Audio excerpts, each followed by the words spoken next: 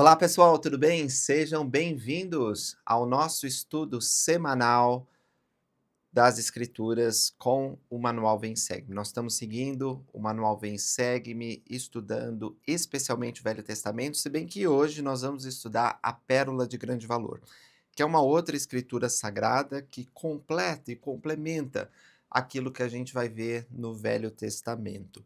Hoje, especialmente, nós vamos estudar Moisés 1 e Abraão 3. E eu estou muito animado, vocês não sabem o como que eu estou animado para falar para vocês sobre as doutrinas, os princípios que se encontram nessa lição. Antes, porém, de entrar na nossa conversa sobre essas escrituras, eu queria incentivar vocês ao estudo pessoal. É um novo ano, uma nova oportunidade de fazer melhor. Então, se você não tinha o hábito de estudar as escrituras antes, não tem problema. Se arrepende e agora começa. Você pode começar apenas ouvindo as escrituras todo dia por 5, 10 minutos e depois gradualmente ir melhorando isso e performando melhor, ou seja, lendo as escrituras, marcando, escrevendo suas perguntas e as respostas, até que você possa ter um estudo onde o Espírito de Deus vai te ensinar verdades importantes. Eu quero que esse vídeo ele seja uma suplementação ao seu estudo pessoal. Ele não pode ser essencial. Você tem que ter suas próprias experiências espirituais por meio do seu estudo das escrituras. Bem, hoje nós vamos falar de dois personagens, Moisés e Abraão. Eu vou começar pelo livro de Abraão, tá?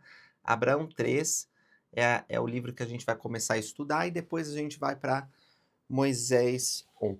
Nós vamos falar de maneira mais aprofundada sobre a biografia de Abraão e Moisés em outro vídeo. A gente vai ter oportunidade de conversar sobre eles bastante durante o Vem e Segue-me, porque Abraão e Moisés são grandes patriarcas, grandes profetas, chefes de dispensação, e a gente tem muito a aprender com esses personagens tão relevantes. Mas eu vou dar uma visão geral para vocês, para a gente contextualizar capítulo 3 do livro de Abraão e capítulo 1 do livro de Moisés. E também vou explicar para vocês da onde que surgiu esse texto. Embora em outro vídeo à parte, a gente vai tratar mais especificamente sobre o surgimento do livro de Abraão, o surgimento do livro de Moisés. Por que eu estou falando desses outros vídeos? Porque não cabe tudo em um vídeo só. Então, eu tenho feito vários vídeos adicionais para complementar o estudo do Vem Segue-me, desse vídeo principal.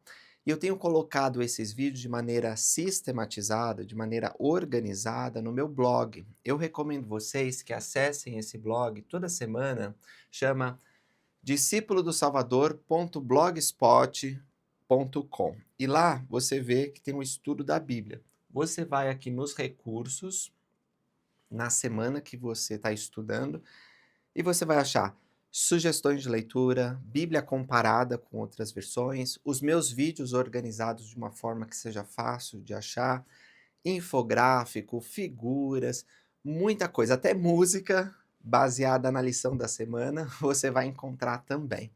Então, eu espero que esse blog seja uma ajuda para o seu estudo pessoal e familiar, tá bom? Dá muito trabalho fazer isso aqui, não é fácil, mas eu acho que vai valer a pena. É melhor do que você ser passivo, apenas assistir uma aula e acabou a conversa. Esse vídeo tem que ser uma maneira de te motivar a buscar mais.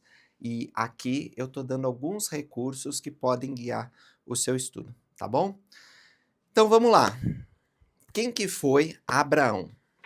Mais uma vez, nós vamos falar de uma maneira muito resumida aqui, tá? Abraão, a princípio, ele chamava Abrão. E ele era um jovem que queria as bênçãos do Evangelho de Jesus Cristo. Mas o pai dele entrou em apostasia, ou seja, se afastou da igreja e começou a adorar um Deus iníquo. Tão profunda era a iniquidade do pai de Abraão que ele chegou a oferecer seu filho para um Deus falso. Mas o Senhor Jeová libertou Abraão e ele fugiu. Então, no momento em que Abraão 3 está sendo escrito, é quando ele já saiu da terra da parentela dele, mas ainda não foi para o Egito. Então, nesse momento, no começo de sua vida adulta, é quando ele recebe uma grande teofania, uma grande revelação de Deus. É um momento em que ele tem uma visão da eternidade, da criação e aprende sobre um convênio sagrado que Deus quer fazer com ele. Moisés, ele era um descendente de Abraão. Moisés, ele é um sobrevivente de um massacre terrível que o faraó do Egito impôs aos israelitas, que estavam crescendo em número extraordinário, e ele ficou com medo de ser dominado. A gente vai estudar a história dele no segundo livro da Bíblia. Só que ele foi poupado pelo maravilhoso poder de Deus. Ele foi colocado em uma cesta no rio Nilo, foi encontrado e se tornou, pela família real, se tornou príncipe do Egito. Então foi criado como um príncipe. Mas, vendo como o povo dele, como o povo hebreu era tratado, ele ficou furioso e, defendendo um dos seus, ele matou um egípcio. Fugiu, casou-se e o Senhor o chamou no meio da sarça ardente. Então, antes de Moisés retornar ao Egito para libertar o povo, ele tem uma visão gloriosa de Jeová e do plano de salvação, que nós vamos estudar em Moisés 1. Moisés 1 era para ser encontrado no livro de Gênesis. Seria como o capítulo 0 de Gênesis, que não está lá, foi retirado. E a gente aprende lá nos últimos 2 versículos de Moisés 1 que haveria iniquidade. Deus já sabia que esse relato ia ser removido, mas que ele levantaria um profeta semelhante a Moisés que restauraria esse conhecimento. Está falando de Joseph Smith, que tinha o poder de restaurar essas escrituras sagradas. Então, nós temos esses 2 grandes personagens hoje, que eu resumi muito aqui para vocês, tendo essas visões especiais. E o que eu queria que vocês se perguntassem enquanto nós estudamos essas escrituras? Primeiro, o que Deus queria ensinar a Abraão? O que Deus queria ensinar a Moisés? Então, vamos ter essa pergunta em mente à medida que a gente lê os versículos. E uma outra pergunta: por que Deus queria que nós, nesses últimos dias, porque Ele queria que você, que está me assistindo aí do outro lado da tela, conhecesse a história e este relato desta visão grandiosa de Abraão, conhecesse o relato e a visão grandiosa que o Senhor deu a Moisés. Por que Ele queria que você soubesse essas coisas? Porque lembra, esse conhecimento que está aqui, ele não estava disponível por meio da Bíblia. Se não fosse o profeta Joseph Smith, nós teríamos apenas resquícios do que aconteceu. Porque, como eu também vou comentar para vocês, pergaminhos antigos, literatura apócrifa, dá vários indícios de que esses relatos são verdadeiros. Esse material foi só descoberto ou traduzido muito tempo depois que o profeta Joseph Smith revelou essas escrituras, o que corrobora de modo incrível com o chamado profético que ele tinha. Mas, se Joseph não tivesse revelado essas coisas a nós, por meio de uma tradução inspirada, aqui foi a tradução da Bíblia. O Senhor revelou para ele coisas que não estavam ali. Até essa palavra tradução, ela tem que ser usada num sentido mais amplo, porque ele não leu um texto antigo e traduziu para o inglês.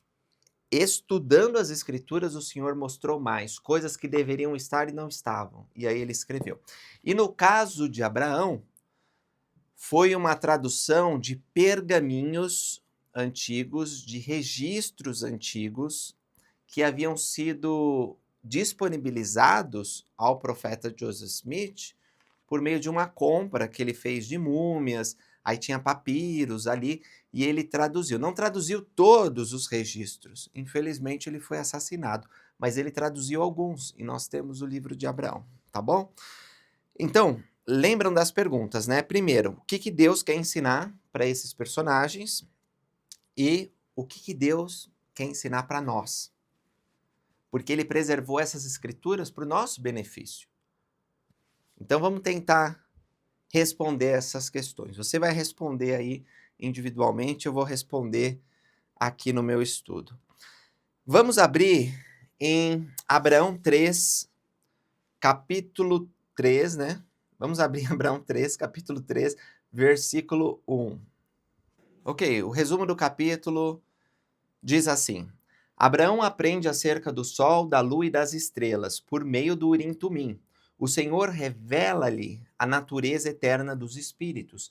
Abraão aprende a respeito da vida pré-mortal, da pré-ordenação, da criação, da escolha de um redentor e do segundo estado do homem. Quantos assuntos grandiosos condensados neste capítulo. Vou tentar fazer o meu melhor para explicar cada um deles. Vamos começar pelo versículo 1, onde diz assim: Eu, Abraão, tinha o Urim e Tumim, que o Senhor, meu Deus, me dera em Ur dos Caldeus, que é a terra de seu pai.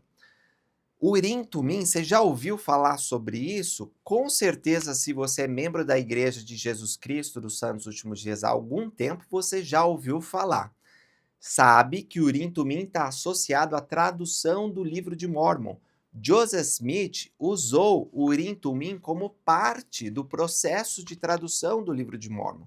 Quando o anjo Moroni revelou as placas, disse que naquela caixa no Monte Cumora havia outros objetos. Um deles era o Urim Tumim. E o Urim Tumim foi usado pelo profeta, talvez não durante todo o processo. A gente sabe também que o profeta tinha uma pedra diferente, chamada a Pedra do Vidente. Pedra do Vidente e Urim Tumim, às vezes, são usadas, né, como sinônimos. Então, algumas vezes, Joseph Smith vai chamar a Pedra do Vidente também de Urim Tumim. É como se o Urim Tumim fosse o gênero e a Pedra do Vidente, espécie. Mas havia uma outra Pedra do Vidente que vinha dos nefitas. Essa pedra, esse Urim Tumim, ele tinha sido enterrado por Moroni, mas ele vinha desde os tempos de Mosias. Lá no livro de Mórmon diz que Mosias, ele usou, o primeiro Mosias, né, pai de Benjamim, usou o Urim Tumim para traduzir registros antigos. E depois, o outro Mosias, que era neto desse primeiro Mosias, filho de Benjamim, também usou o Urim Tumim para traduzir registros dos Jareditas. Esse Urim Tumim provavelmente era o Urim Tumim que o irmão de Jared possuía, que foi transmitido, né, e que acabou chegando aos nefitas, dos nefitas a Joseph Smith. Essa é a crença de Joseph Fielding Smith, que serviu como apóstolo e presidente da igreja. Outro Urim Tumim a gente encontra entre os israelitas. Quando Moisés ele recebe a revelação de como deve ser operacionalizado o sacerdócio no acampamento de Israel, Arão recebe, que é o irmão de Moisés, vestes santas. O Senhor dá instruções específicas de como devem ser essas vestes. E ele porta o Urim e Tumim. O que é Urim Tumim? Em hebraico, essa palavra Urim Tumim significa luzes e perfeições, tá certo? Então aí já dá uma ideia do que é Urim Tumim. É algo que ilumina e é algo que é perfeito, que dá um entendimento perfeito. Quando Joseph Smith recebeu revelações, ele ensinou que quando nós formos para o reino celestial de Deus, esta terra será transformada em um mar de vidro. Essa é uma linguagem que remete a Apocalipse, né? E o mar de vidro significa que a terra vai ser como um grande Urim Tumim, de modo que nós, os seres celestiais que estiverem aqui, eles vão olhar para baixo e vão poder aprender tudo o que se refere aos reinos de uma ordem inferior. Reino terrestrial, celestial, trevas, tudo que der para a gente aprender. E também nós vamos receber uma pedra que contém um novo nome, que ninguém conhece a não ser aquele que recebe. Isso também é mencionado em Isaías, em Apocalipse, e nós aprendemos no templo sobre o novo nome. Quando esse objeto sagrado for recebido, nós vamos poder usá-lo para aprender coisas que se referem à nossa vida eterna, à nossa exaltação. Então, é como se fosse, eu comparo assim, né? Com toda a falta de conhecimento que eu, como um ser mortal, tenho, mas eu imagino que é como se fosse um celular com uma inteligência artificial super avançada, onde você vai poder aprender muito rápido com esse objeto. Fala que é uma pedra, né? Mas isso também pode ser simbólico. É alguma coisa que você vai receber, um objeto, que é também chamado de Urim Tumim, para que você possa aprender essas coisas. Então, Abraão tinha Urim Tumim. Você me pergunta: "Lucas, como que ele recebeu o Urim Tumim?" O Senhor deu para ele em Ur dos Caldeus. Como ele recebeu? Não sei, ele não falou sobre isso. Será que é o mesmo Urim Tumim que Moisés recebeu e depois passou para Arão? Pode ser, não sabemos. É o mesmo Urim Tumim que os jareditas tinham e chegaram aos nefitas? Não era. Não era, porque o irmão de Jared saiu muito tempo antes, junto com o seu povo, do Velho Mundo e foi para as Américas, tá certo? Então era outro Urim Tumim. Por que que o Senhor, essa é uma pergunta eu acho que é até mais importante, por que que o Senhor, ele usou objetos para conceder revelação? Olha, quando a gente lê Abraão 3, a gente percebe que a revelação aqui, ela não foi em uma única ocasião. Me parece, pela leitura cuidadosa, que Abraão ele está recebendo essa revelação por muitas horas ou por vários dias. Parece que por ser um processo, uma série de eventos que estão interligados para dar esse conhecimento sagrado, ele evolui na capacidade de entender a voz de Deus. Pode ser assim porque Abraão ainda estava no início de suas experiências espirituais. Aqui mais para frente até tem uma parte que o Senhor diz, deixa eu ver se eu acho, lá para o finalzinho, quando o Senhor diz assim, no 20, o Senhor teu Deus enviou seu anjo para livrar-te das mãos do sacerdote de Euquena. Nós vamos ler sobre essa experiência dramática de Abraão mais para frente no estudo do Vem Segue. Acho que é umas 2, 3 aulas para frente. Mas o fato é que o Senhor está dando a certeza aqui para Abraão o que aconteceu naquela ocasião. Por que eu estou dizendo isso? Porque às vezes nós recebemos revelação, mas não entendemos tudo sobre a revelação naquele momento. Muitas vezes o Senhor ensina linha sobre linha, preceito sobre preceito. Me parece que Abraão estava, embora ele vai se tornar um grande profeta que nós conhecemos, que foi lá para sacrificar Isaac, que viu o futuro da sua posteridade exaltada com os olhos da fé, que hoje se assenta como Deus ao lado de Isaac e Jacó, né? Tanto que o Senhor fala do paraíso como o seio de Abraão. É um ser exaltado. Aqui, ele estava, como eu falei para vocês, no início da sua vida adulta. Então ele estava aprendendo, crescendo, um pouco aqui, um pouco ali. E ele precisava desse objeto. Da mesma forma que nós, para recebermos revelação, precisamos de ajuda no início. A gente precisa de um professor para nos ensinar nos primeiros anos, não é verdade? Precisamos de pais, precisamos de livros sagrados, das escrituras, nós precisamos do seminário, do instituto, nós precisamos do vídeo, do Vem Segue-me. Então, existem recursos que nos ajudam, que facilitam o nosso contato com a palavra de Deus e o recebimento das revelações que o Senhor quer nos proporcionar.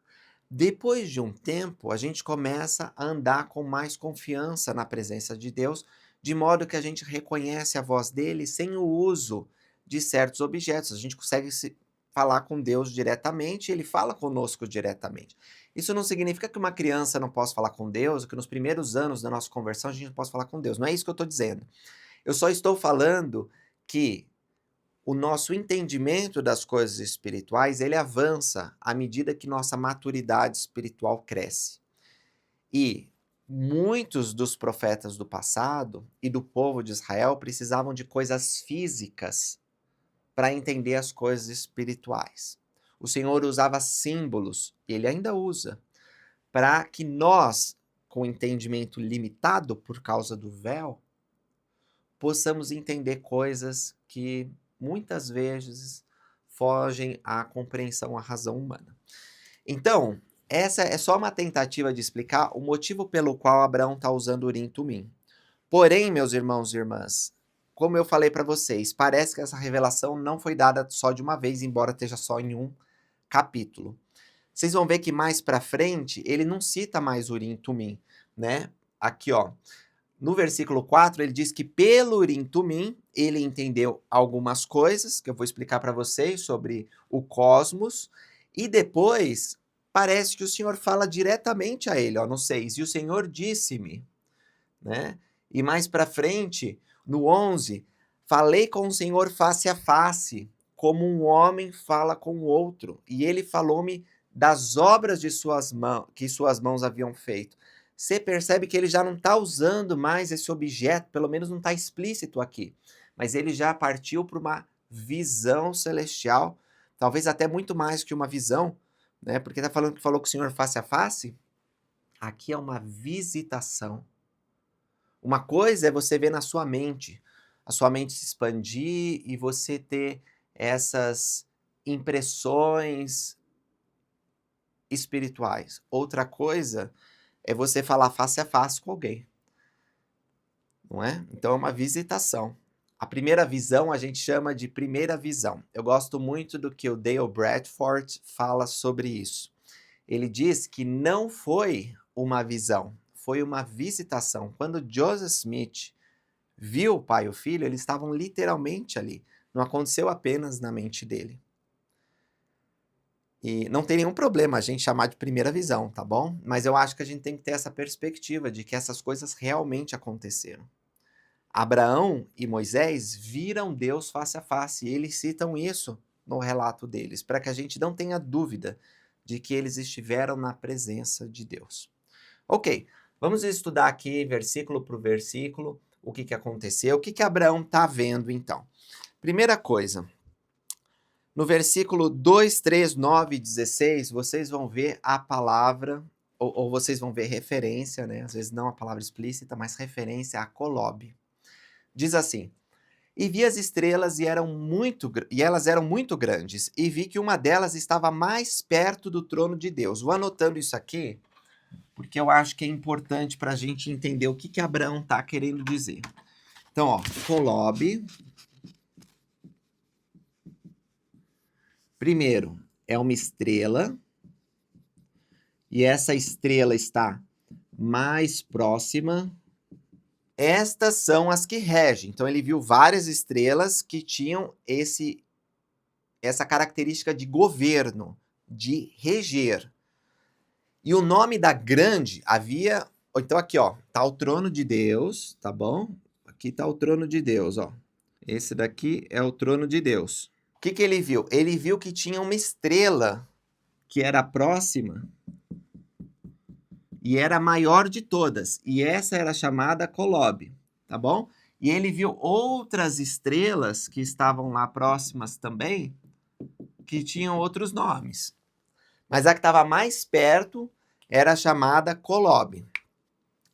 E o Senhor disse: coloquei esta, que é Kolob, para reger todas as que pertencem à mesma ordem daquele onde te encontras.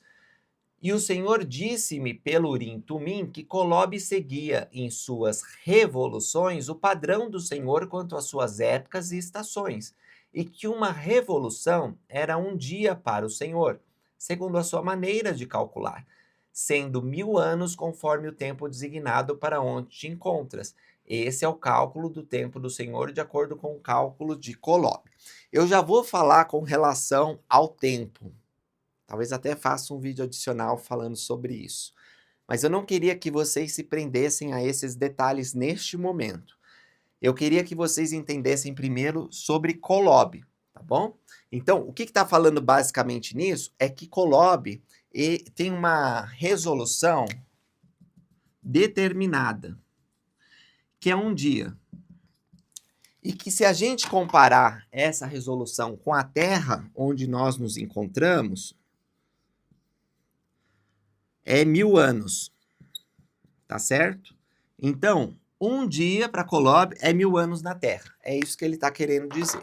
Vamos ler o 5. E o Senhor disse: o planeta que é a luz menor, menor que aquele que é para governar o dia, está falando do Sol, o nosso Sol, e que governa a noite, aí então a gente sabe que esse planeta é a Lua, tá certo? Está acima ou é maior em questão de cálculo do que aquele no qual te encontras, porque se move numa ordem mais vagarosa.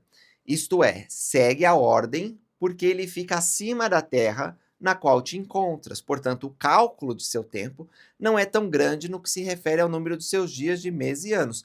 Está falando que o Sol ele se move de uma maneira diferente da Terra, tá certo? E está explicando sobre astronomia para Abraão. É muito interessante isso porque vários textos apócrifos e pergaminhos, eu até separei aqui, olha só que interessante, tá aqui, ó. Vou falar agora, tinha planejado falar depois, mas vou falar agora. Artápanos de Alexandria, no século I, esse é um texto do século I depois de Cristo, tá? Ele escreveu que Abraão viveu no Egito e ensinou astronomia aos egípcios. Essa é uma fonte judaica no período grego. Outra fonte muito conhecida, vocês já devem ter ouvido falar de Flávio Joséfo, que é um historiador do século I. Abraão, diz ele, ensinou aritmética e astronomia aos egípcios. E tem uma outra fonte, que é Filipo de Alexandria, diz que Abraão tinha conhecimento de astronomia, meteorologia e matemática e usou a razão e o estudo do céu para compreender Deus. A gente também tem fontes islâmicas, fontes medievais, falando que Abraão conhecia as coisas do céu. Por que que isso é importante? Porque na Bíblia, só dependendo do Velho Testamento, a gente não tem esse conhecimento. E para mim é uma evidência de que Joseph Smith foi um profeta de Deus, ele restaurando isso. Porque nenhuma dessas fontes, embora antigas, estavam disponíveis em inglês para Joseph Smith ler e estudar. A gente não tem nenhum indício de que ele tinha essas coisas quando traduzia o livro de Abraão. Então é maravilhoso saber que o que está aqui corresponde com as mesmas coisas que estão nessas outras fontes, que são extra-bíblicas, mas que nós não temos razão para suspeitar de que tenham sido inventadas do nada. Mesmo que elas não contêm 100% da verdade, porque é incerto sobre a origem, algumas são apócrifas, algumas são lendas, ainda assim tem resquícios, né? Porque toda lenda, todo mito, ele tem um resquício de verdade ali, ele é baseado em alguma coisa. Não existe uma ficção do nada, ela sempre tem alguma coisa de verdade. E essas 4 fontes que eu citei para vocês falam de Abraão aprendendo sobre os astros. Então você pode ver que aqui Deus é que está revelando. E ele vai usar esse conhecimento para ensinar os egípcios depois. Então, uma das razões pelas quais Deus quer ensinar Abraão é que ele vai transmitir esse conhecimento aos egípcios. E talvez isso até salve a vida dele quando ele estiver no Egito, como nós veremos. Mas o fato é que Abraão aprendeu sobre Kolob. E ainda tem um outro versículo que eu queria ler, que é dois outros versículos, o 9, que diz assim: e assim haverá o cálculo do tempo de um planeta acima de outro, até que te aproximes de Kolob. E Kolob segue o cálculo do tempo do Senhor, e Kolob está perto do trono de Deus, a fim de governar todos os planetas pertencentes à mesma ordem daquele em que te encontras. Outra passagem de escritura sobre isso está no 16, que diz assim: se existirem duas coisas e houver uma acima da outra, haverá coisas maiores acima delas. Portanto, Colobe é a maior de todas. As Cocaubeam,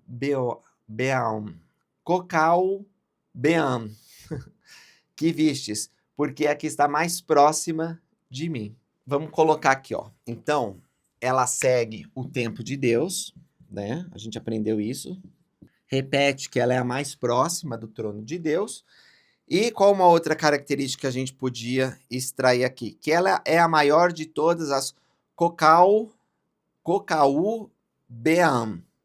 Cocaubeam, né? E nós aprendemos que o significado dessa palavra é estrelas. Isso daí é uma palavra que remonta ao hebraico estrelas. Então, é a maior estrela. Se Deus quisesse ensinar para Abraão sobre o papel de Jesus Cristo, se quisesse ensinar sobre o amor divino, me parece que, pelo interesse de Abraão nas estrelas, esse seria um bom símbolo. Colobe é Jesus Cristo. É o Salvador que é a estrela da alva. É o Salvador que é mais próximo de Deus. Ele segue perfeitamente o tempo de Deus. De fato, as Escrituras dizem que ele não faz nada sem ter visto o Pai fazer antes. Ele é a maior de todas as estrelas, tá certo? Então, quando vocês lerem Colobe, lembrem que ele é essa estrela, esse nome, é um símbolo da glória de Deus. O professor Hugh Nibley disse que Colobe, essa palavra, vem de uma raiz de uma outra palavra árabe que significa coração ou centro. Achei isso muito interessante. Coração ou centro. Se vocês verem no Guia para o Estudo das Escrituras, o GEE, vocês aprenderão que o coração é o símbolo da vontade ou da disposição do homem. A gente sabe que Jesus Cristo é o verbo, a palavra de ação. É a vontade. Ele cumpre a vontade do Pai. A gente sabe que Deus é amor, não é? Mesmo que você use coração numa conotação mais romântica, de sentimento, ainda assim seria o símbolo perfeito de Jesus Cristo.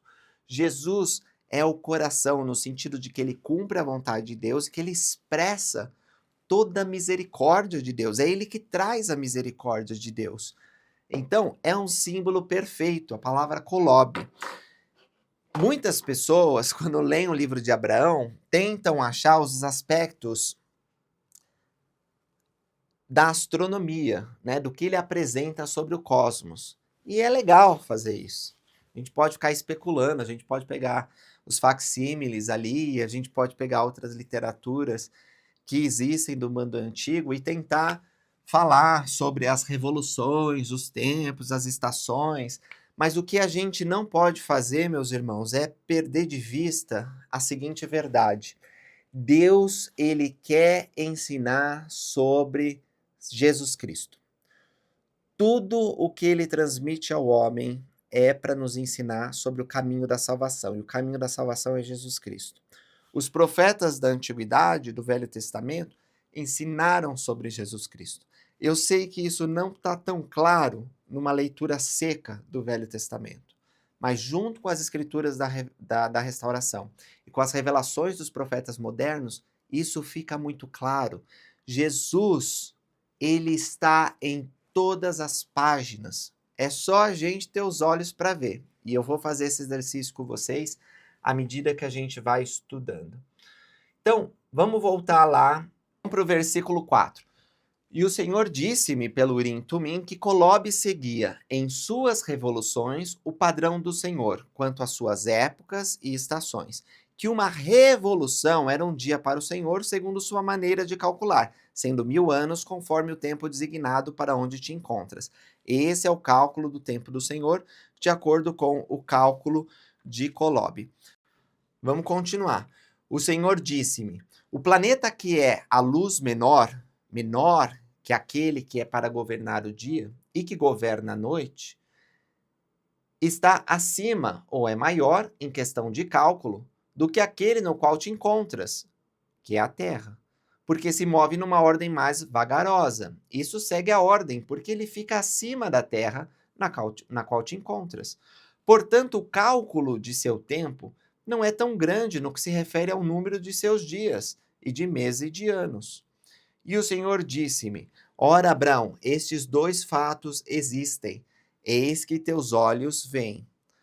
A ti é dado conhecer o cálculo dos tempos e o tempo estabelecido, sim, o tempo estabelecido da terra na qual te encontras, e o tempo estabelecido da luz maior, que foi posta para governar o dia, e o tempo estabelecido da luz menor, que foi posta para governar a noite. Ainda vamos continuar um pouquinho antes de eu falar para vocês uma explicação sobre isso. Ora, o tempo estabelecido da luz menor, que é a Lua, é um tempo mais longo, quanto ao seu cálculo, do que o cálculo do tempo da Terra na qual te encontras. E onde esses 2 fatos existirem, haverá um outro fato acima deles, isto é, haverá outro planeta cujo cálculo de tempo será ainda mais longo. E assim haverá o cálculo do tempo de um planeta acima do outro. Né? Ele fala planeta, mas a gente pode traduzir pela linguagem moderna como astro. Até que te aproximes de Colobe. E Colobe segue o cálculo de tempo do Senhor, e Colobe está perto do trono de Deus, a fim de governar todos os astros, ou todos os planetas, pertencentes à mesma ordem daquele em que te encontras. E a ti é dado saber o tempo estabelecido de todas as estrelas que foram postas para dar a luz, até que te aproximes do trono de Deus.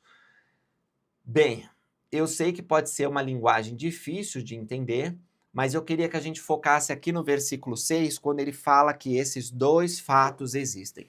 Quais são os fatos que o Senhor está mencionando para Abraão? Vamos anotar.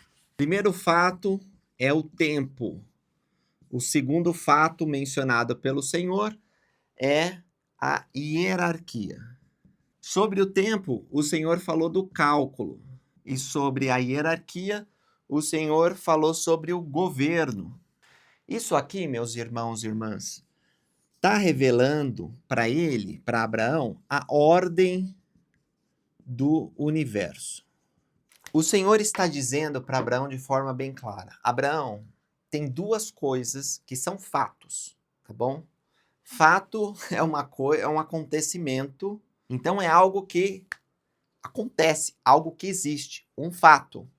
2 fatos são o tempo. Então, existem diversas resoluções, diversas estações, diversas formas em que o tempo age. E aí, a gente percebe isso através do cálculo. Então, os seres inteligentes, eles conseguem perceber o tempo através do cálculo.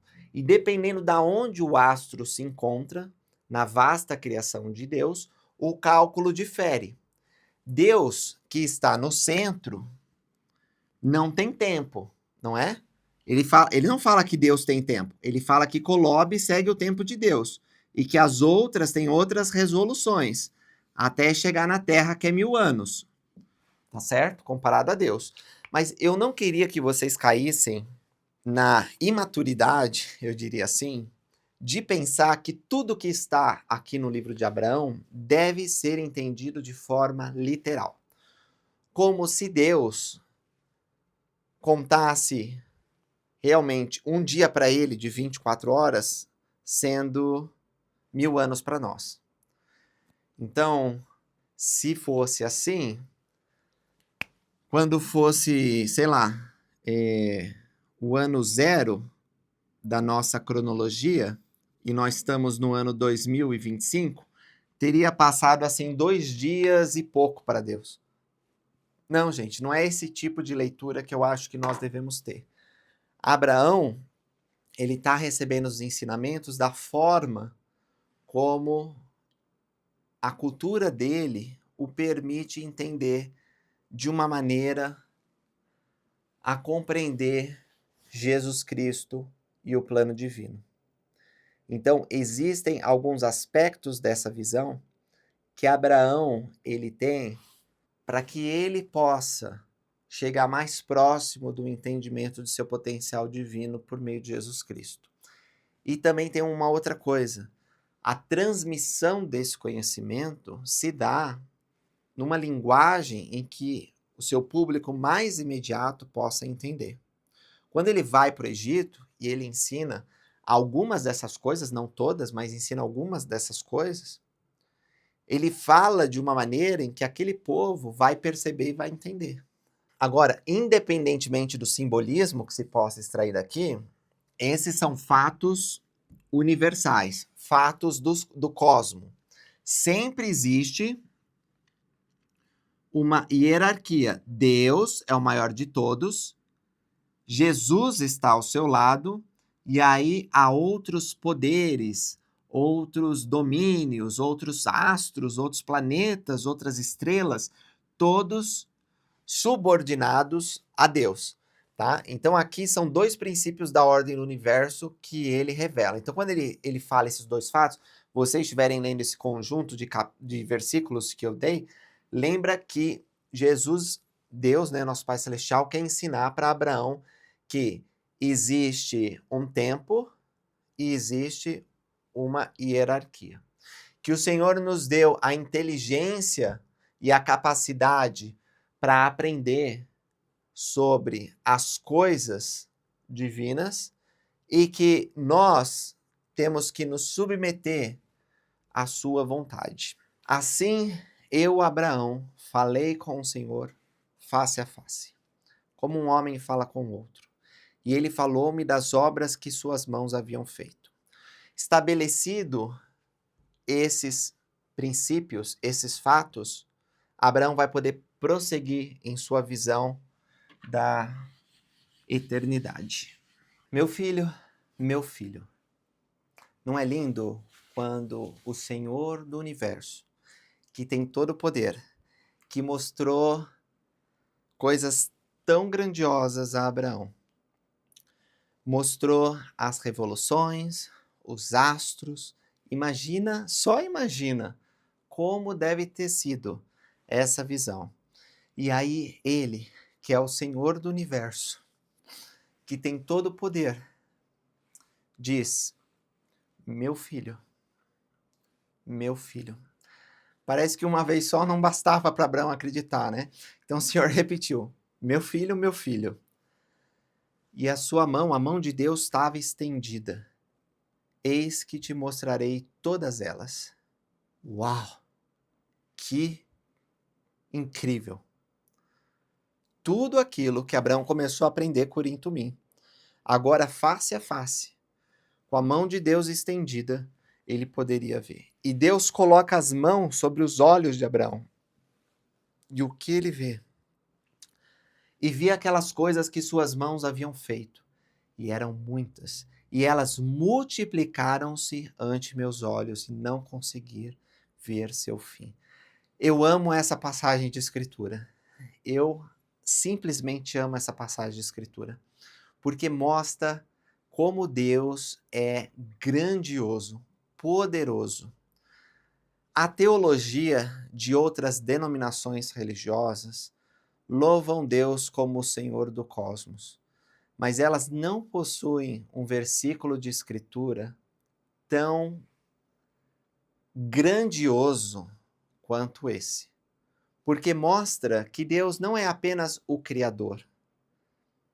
Ele continua criando, de tal forma que Abraão, quando vê as mãos de Deus, ele não consegue ver o fim. Por que ele não consegue ver o fim? Porque Deus continua exercendo o seu poder majestoso e realizando uma criação infinita. E nós sabemos isso porque nós unimos essa passagem de escritura com Moisés 1. Quando lá em Moisés, a gente vai estudar daqui a pouco, o Senhor diz que não há fim para a sua obra, não há fim para as suas palavras, não há fim para a criação. Então, é lindo isso.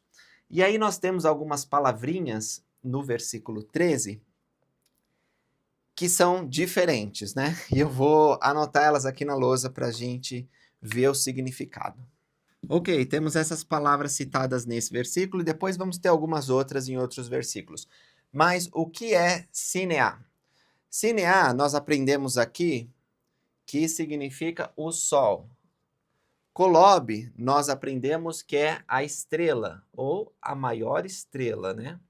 Nós já sabemos que ela é um símbolo de Jesus Cristo. Olea significa a lua. E Cocalbean significa estrelas. As estrelas podem significar os filhos de Deus. Por que eu sei isso? Porque outras escrituras também citam os filhos de Deus como se fossem estrelas. E lá em Apocalipse a gente vê que as estrelas são servos das igrejas. Então, pode significar isso. A gente ainda pode tirar outro simbolismo daqui, mas eu gostaria de explicar para vocês o que professores de línguas antigas, como Hugh Nibley, falaram que essas palavras significam. Sineá é uma palavra que vem do egípcio e significa luminosidade ou sol. Olea é uma palavra de origem semítica que significa corpos celestes da noite, noturnos. Cocalbean é uma palavra hebraica justamente para estrelas. E Kolob, como eu falei para vocês, vem de uma raiz árabe que significa coração ou centro. Então Deus diz para ele: este é Sineá, que é o sol, e ele disse-me Kolob, que é a estrela, e disse-me Oleá, que é a lua, e ele disse-me Cocalbean, que significa estrelas, ou seja, todas as grandes luzes que estavam no firmamento. E era noite, e aí que eu falo que pode ter sido um processo, porque durante essa revelação, provavelmente anoiteceu, e o Senhor aproveitou isso como aproveitou muitas outras ocasiões, né, para ensinar seus filhos com as coisas que estavam ao redor deles. Fossem ovelhas, árvores, moeda, enfim, o Senhor sempre usa o que está ao nosso redor para nos ensinar. E aqui ele falou para Abraão sobre o céu, e ele disse: multiplicarei a ti e a tua semente depois de ti, como estas, e se puderes contar o número das areias, assim será o número de tuas sementes. Olha só, que incrível. Aqui o Senhor já está apresentando para ele parte do convênio sagrado, que hoje é chamado Convênio de Abraão, onde ele vai poder receber a vida eterna. O Senhor está dizendo que vai dar uma família para ele. Para Abraão isso era muito importante. A gente vai ler em Abraão 1 que o desejo dele era ter filhos e ser pai de muitos filhos, de muitas nações. E aqui o Senhor está dizendo: eu vou fazer isso, eu vou te dar semente, você vai ser um pai de muitas nações. E você não vai nem poder contar o número da tua geração, porque vai ser como as areias.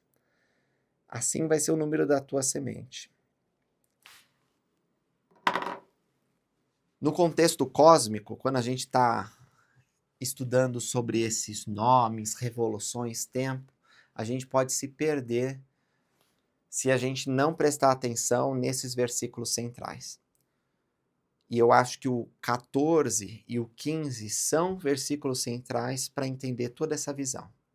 Deus, ele está querendo garantir a Abraão que ele é um filho especial, que existe um plano para ele e que ele vai receber bênçãos divinas, uma família eterna. O Senhor disse-me: Abraão, mostro-te estas coisas antes de ires para o Egito, para que declares todas essas palavras. Então, tem duas razões principais pelas quais eu acho que o Senhor mostrou essa visão nesse período da vida de Abraão. A primeira delas é que ele seria aprovado no Egito. teria uma provação muito grande, ele ia correr risco de vida. Sara, sua mulher, ela ia ser cantada, né, pelo faraó, que ia querer tomar ela como esposa.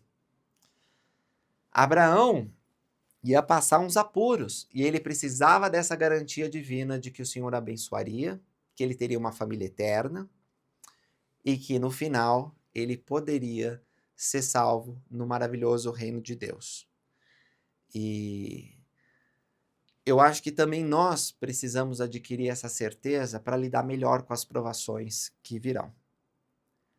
Provável a gente não vai ter uma visão como de Abraão, porque ele era um profeta de Deus e o Senhor tinha um propósito para conceder essa revelação maravilhosa.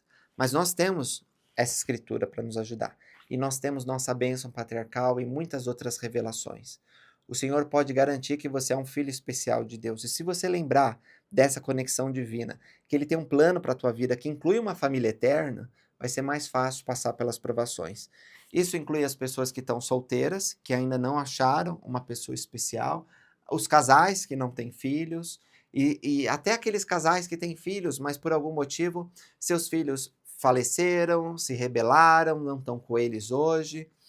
E todas as circunstâncias que fazem com que a família não seja perfeita aos nossos olhos. Deus pode corrigir todas essas coisas e pode garantir que nossa semente vai se multiplicar e que nós seremos abençoados. Então é importante a gente ter essa garantia, porque quando a gente chegar no Egito, na hora da provação, se a gente não tiver essa certeza, a gente pode fraquejar. E outra coisa que eu acho que Deus deu essa visão quando ele estava indo para o Egito, é que ele precisaria ensinar os egípcios sobre astronomia, como de fato aconteceu. E eu citei para vocês vários textos antigos que mostram que Abraão foi um professor de astronomia para eles, né? Vamos para o versículo 18, diz assim: não obstante, Deus fez a maior estrela. Assim também, se houver dois espíritos, lembra que eu falei para vocês que as estrelas podem significar filhos de Deus? Então, ele está chamando aqui de espíritos. Olha só, esses dois fatos realmente existem, né? Ele está falando dos espíritos. Não obstante, ele fez a maior estrela. Assim também, se houver dois espíritos e um for mais inteligente que o outro, esses dois espíritos, não obstante um ser mais inteligente que o outro, não tiveram princípio. Eles existiram antes, eles não terão fim. Eles existirão depois, pois são ginolaum, ou seja, eternos. Essa é uma palavra hebraica, né? Uma transliteração de uma palavra hebraica que significa eterno. Então, meus irmãos e irmãs, os espíritos, diferente de outras coisas no universo que tem começo e fim, os espíritos, eles são eternos. O profeta Joseph Smith pegou um anel e mostrou para os membros e disse: se eu fizesse um corte no meu anel, ele teria um começo e um fim, não é? Mas ele não tem, então ele é eterno. Isso é eterno. Isso é algo infinito. E os espíritos, eles são eternos. Ginolaum. Sempre existiram, sempre existirão. Não tem começo nem fim.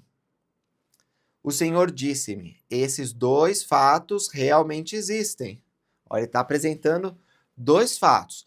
Primeiro, se há dois espíritos, sendo um mais inteligente que o outro, haverá outro mais inteligente que eles. Eu sou o Senhor teu Deus, eu sou mais inteligente que todos eles. Então, quais são os fatos? Primeiro fato, quando tem dois espíritos, por causa daquela hierarquia que eu falei para vocês, um vai ser mais inteligente. E o outro fato é que o mais inteligente de todos é Deus. Deus é o mais inteligente de todos os espíritos. Lucas, mas Deus não tem um corpo de carne e ossos? Tem, mas ele também é um espírito eterno, tá certo?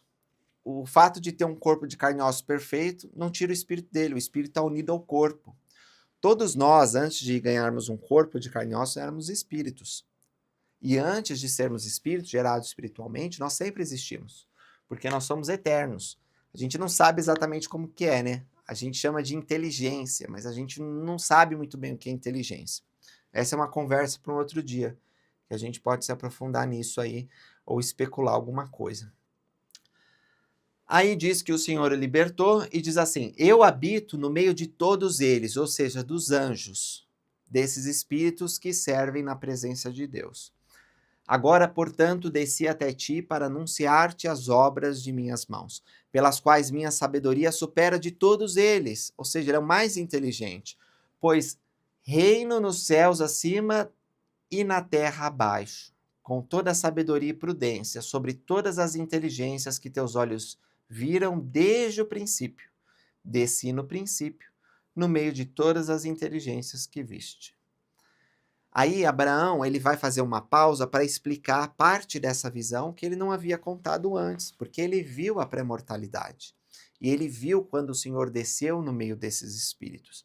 No 22 ele diz assim: ora, o Senhor mostrara a mim, Abraão, as inteligências que foram organizadas antes do mundo existir, e entre todas essas havia muitas das nobres e grandes. Eu amo essa passagem de escritura porque revela mais sobre a vida pré-mortal, algo que nós não lembramos, porque passamos pelo véu do esquecimento. Nenhum de nós lembra dessa ocasião. Precisamos de revelação para abrir um pouco o véu e tentar verificar. Essa não é a única escritura que fala de pré-mortalidade. Embora muitos de nossos irmãos de outras religiões não acreditem numa vida pré-mortal, e aí eu incluo de várias denominações, inclusive cristãs, eles não acreditam que a gente existia antes de estar nessa terra. Embora a Bíblia fale bastante da vida pré-mortal.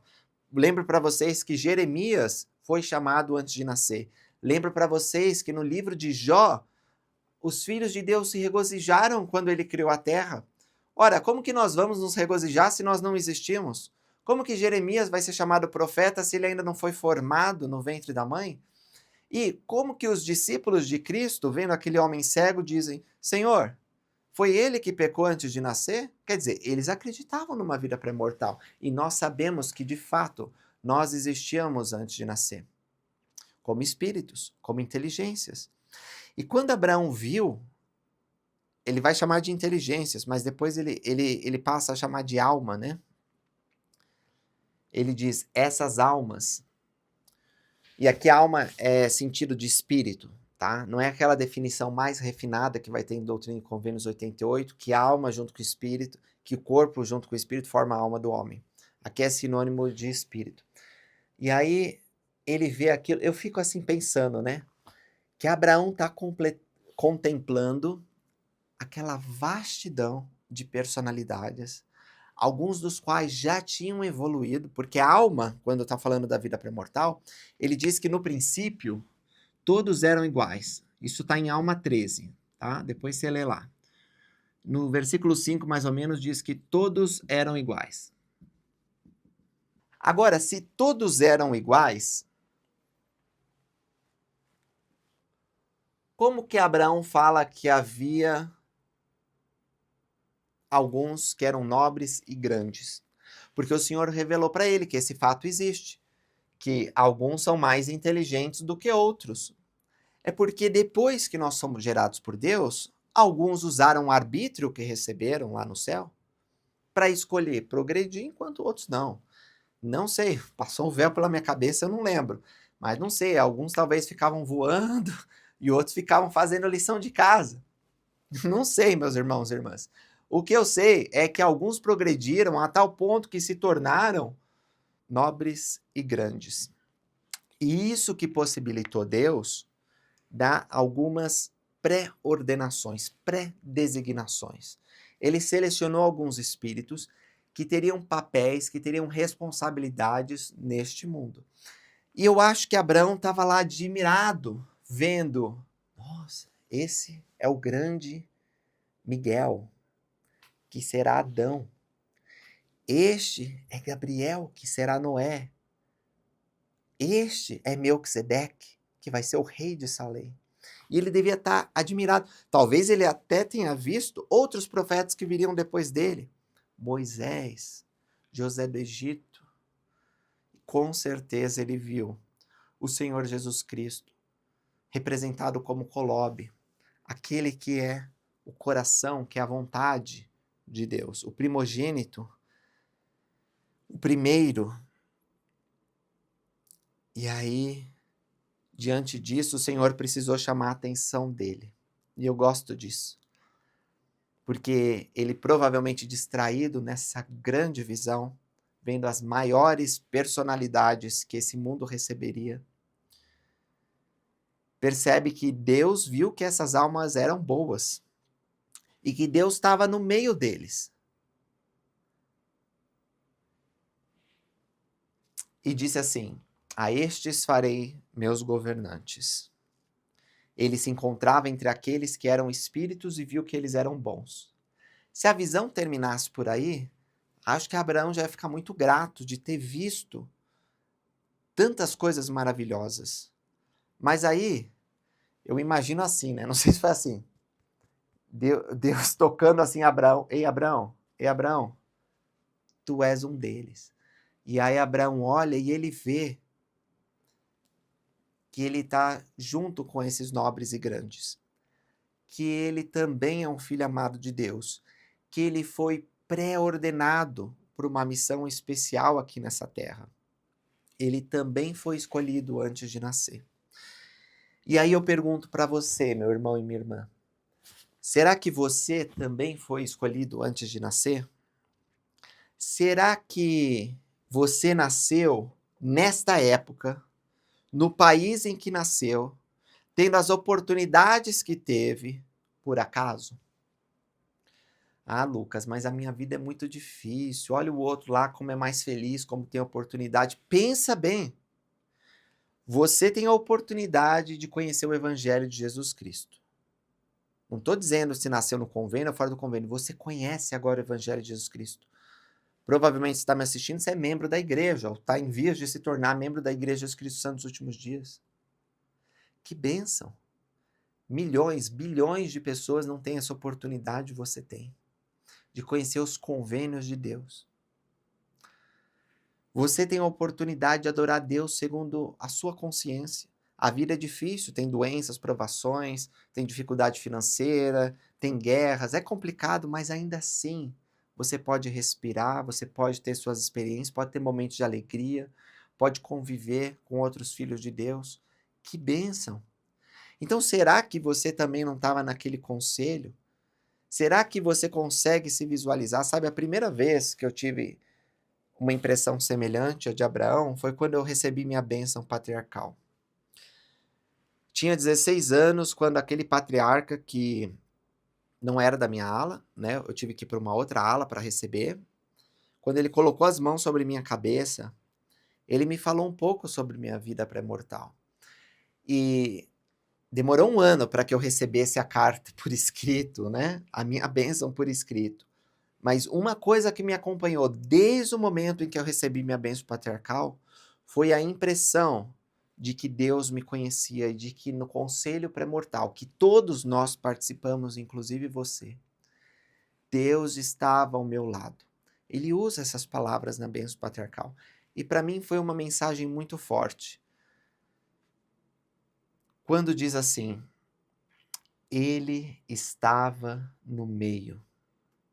Jesus estava no meio porque ele é o centro, porque ele é o coração, mas é porque ele nos ama. Ele estava no meio porque ele se importa. Tão grande é a condescendência dele para conosco. Estava entre eles um que era semelhante a Deus.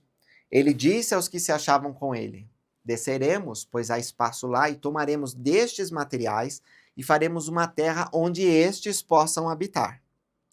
O que está dizendo nesse versículo? Que é muita coisa, a gente vai estudar sobre a criação em outra aula. Jesus, ele que é o semelhante a Deus, nessa época é chamado Jeová, ele estava com esses nobres e grandes espíritos, pessoas que haviam sido pré-ordenadas, e ele disse, vamos descer nesse espaço que foi reservado para que nós possamos construir um mundo onde esses, né, os filhos de Deus, as estrelas, possam habitar, possam ter a sua aprovação, possam passar para o segundo estado e tendo vencido o segundo estado, possam ser exaltados conosco. Eles são eternos, são espíritos de Deus que sempre, eu nem sei onde que eu coloquei, mas são eternos, né? Mas isso não significa que o estado deles é perpétuo. A eternidade significa que você tem a possibilidade de chegar à presença de Deus se você passa por estágios. Do mesmo jeito que a lagarta se transforma numa borboleta, numa mariposa, nós também podemos nos transformar. Os filhos de Deus podem vir a ser como Deus. Isso não significa substituir Deus. Isso não significa que Deus ele foi um pecador. Significa tão somente que nós podemos seguir o mesmo caminho que uma vez Deus seguiu. Assim como Jesus Cristo veio a essa terra, se tornou mortal e foi exaltado, ele seguindo os passos do Pai, nós podemos seguir os passos do Filho e ser co-herdeiros dele na vida eterna. As Escrituras testificam disso, embora boa parte do mundo cristão não entenda isso direito. E aí tem no 25 o seguinte, que ele vai fazer uma terra, né, para que a gente possa habitar, e assim os provaremos para ver se farão todas as coisas que o Senhor Deus lhes ordenar. Ou seja, o segundo estado é um tempo de testes, de provação. Eu não gosto muito do termo pré-existência. Por quê? Porque a existência, mas não está errado se você usar, às vezes você vai ver alguém falando, mesmo discursos antigos dos líderes da igreja falando pré-existência. Mas a existência, como nós somos seres eternos, ela existia antes e ela vai continuar para depois, tá bom? Então, a existência sempre teve. Agora, os estágios dessa existência, eles são 3. A vida pré-mortal é chamada de primeiro estado. Pode falar primeiro estágio também, mas as escrituras estão falando estado. Esse daqui é chamado, a vida mortal, de segundo estado. Embora as escrituras não falam de terceiro estado, para ser didático, eu vou chamar terceiro estado só para vocês entenderem.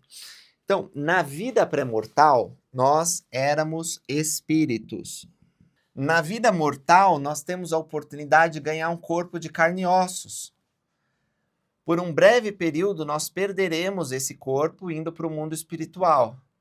Mas depois do julgamento nós ressuscitaremos e teremos um corpo perfeito, de tal modo que o corpo e o espírito jamais se separarão, tá bom? Para passar do primeiro estado para o segundo, existia um teste. E para passar da vida mortal para a vida pós-mortal, existe um teste também.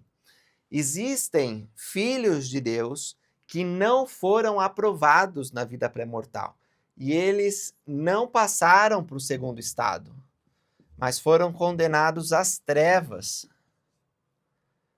Os filhos de Deus que não passarem do segundo estado, eles não terão a mesma glória. Eles poderão ir para as trevas também, ou eles poderão passar, mas ir para diferentes reinos de glória, dependendo da retidão que atingiram.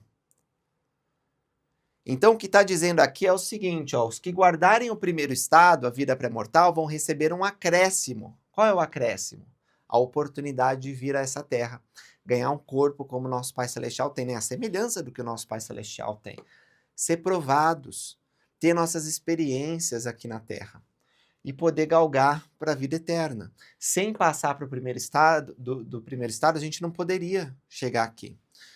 E os que não guardarem o seu primeiro estado não terão glória no mesmo reino daqueles que guardarem seu primeiro estado. Os que guardarem seu segundo estado terão um acréscimo de glória sobre suas cabeças para todo sempre. Como eu falei para vocês, a gente ganha um corpo e depois a gente tem a oportunidade de ter um corpo perfeito. E o Senhor disse, para cumprir esse plano, precisava de um mediador. E o Senhor, Deus, perguntou, quem enviarei?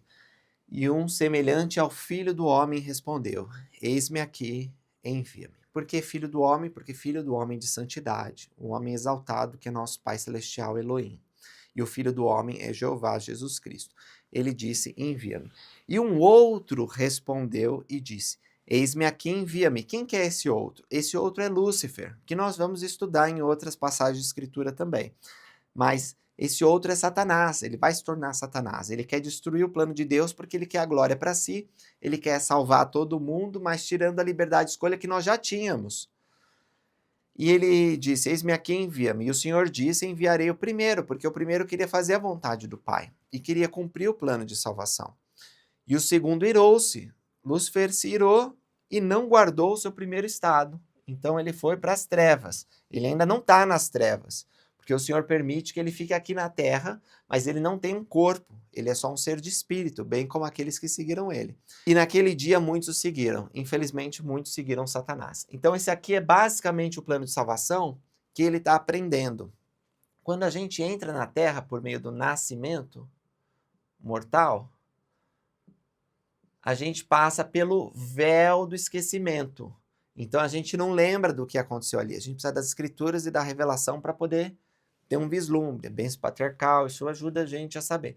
Mas, o que eu quero garantir para vocês? Que todo mundo que nasceu é porque aceitou Jesus Cristo antes de nascer. Pode ser o Hitler, ele aceitou Jesus antes de nascer. Por mais que a pessoa seja abominável, ela aceitou Jesus antes de nascer. Senão não teria nascido.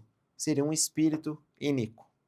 Tá bom? Não houve isentos na guerra dos céus, que é mencionado em Apocalipse, que a gente vai ver em Isaías. Eu espero que quando a gente estiver estudando Isaías, a gente possa falar um pouco mais sobre isso. Mas teve essa batalha nos céus. A gente não vai ter tempo agora, porque ainda tem que falar de Moisés para vocês, já estou falando mal tempão aqui. Mas olha só, esse é o plano de salvação, tá bom? Então, é isso basicamente que Abraão aprende.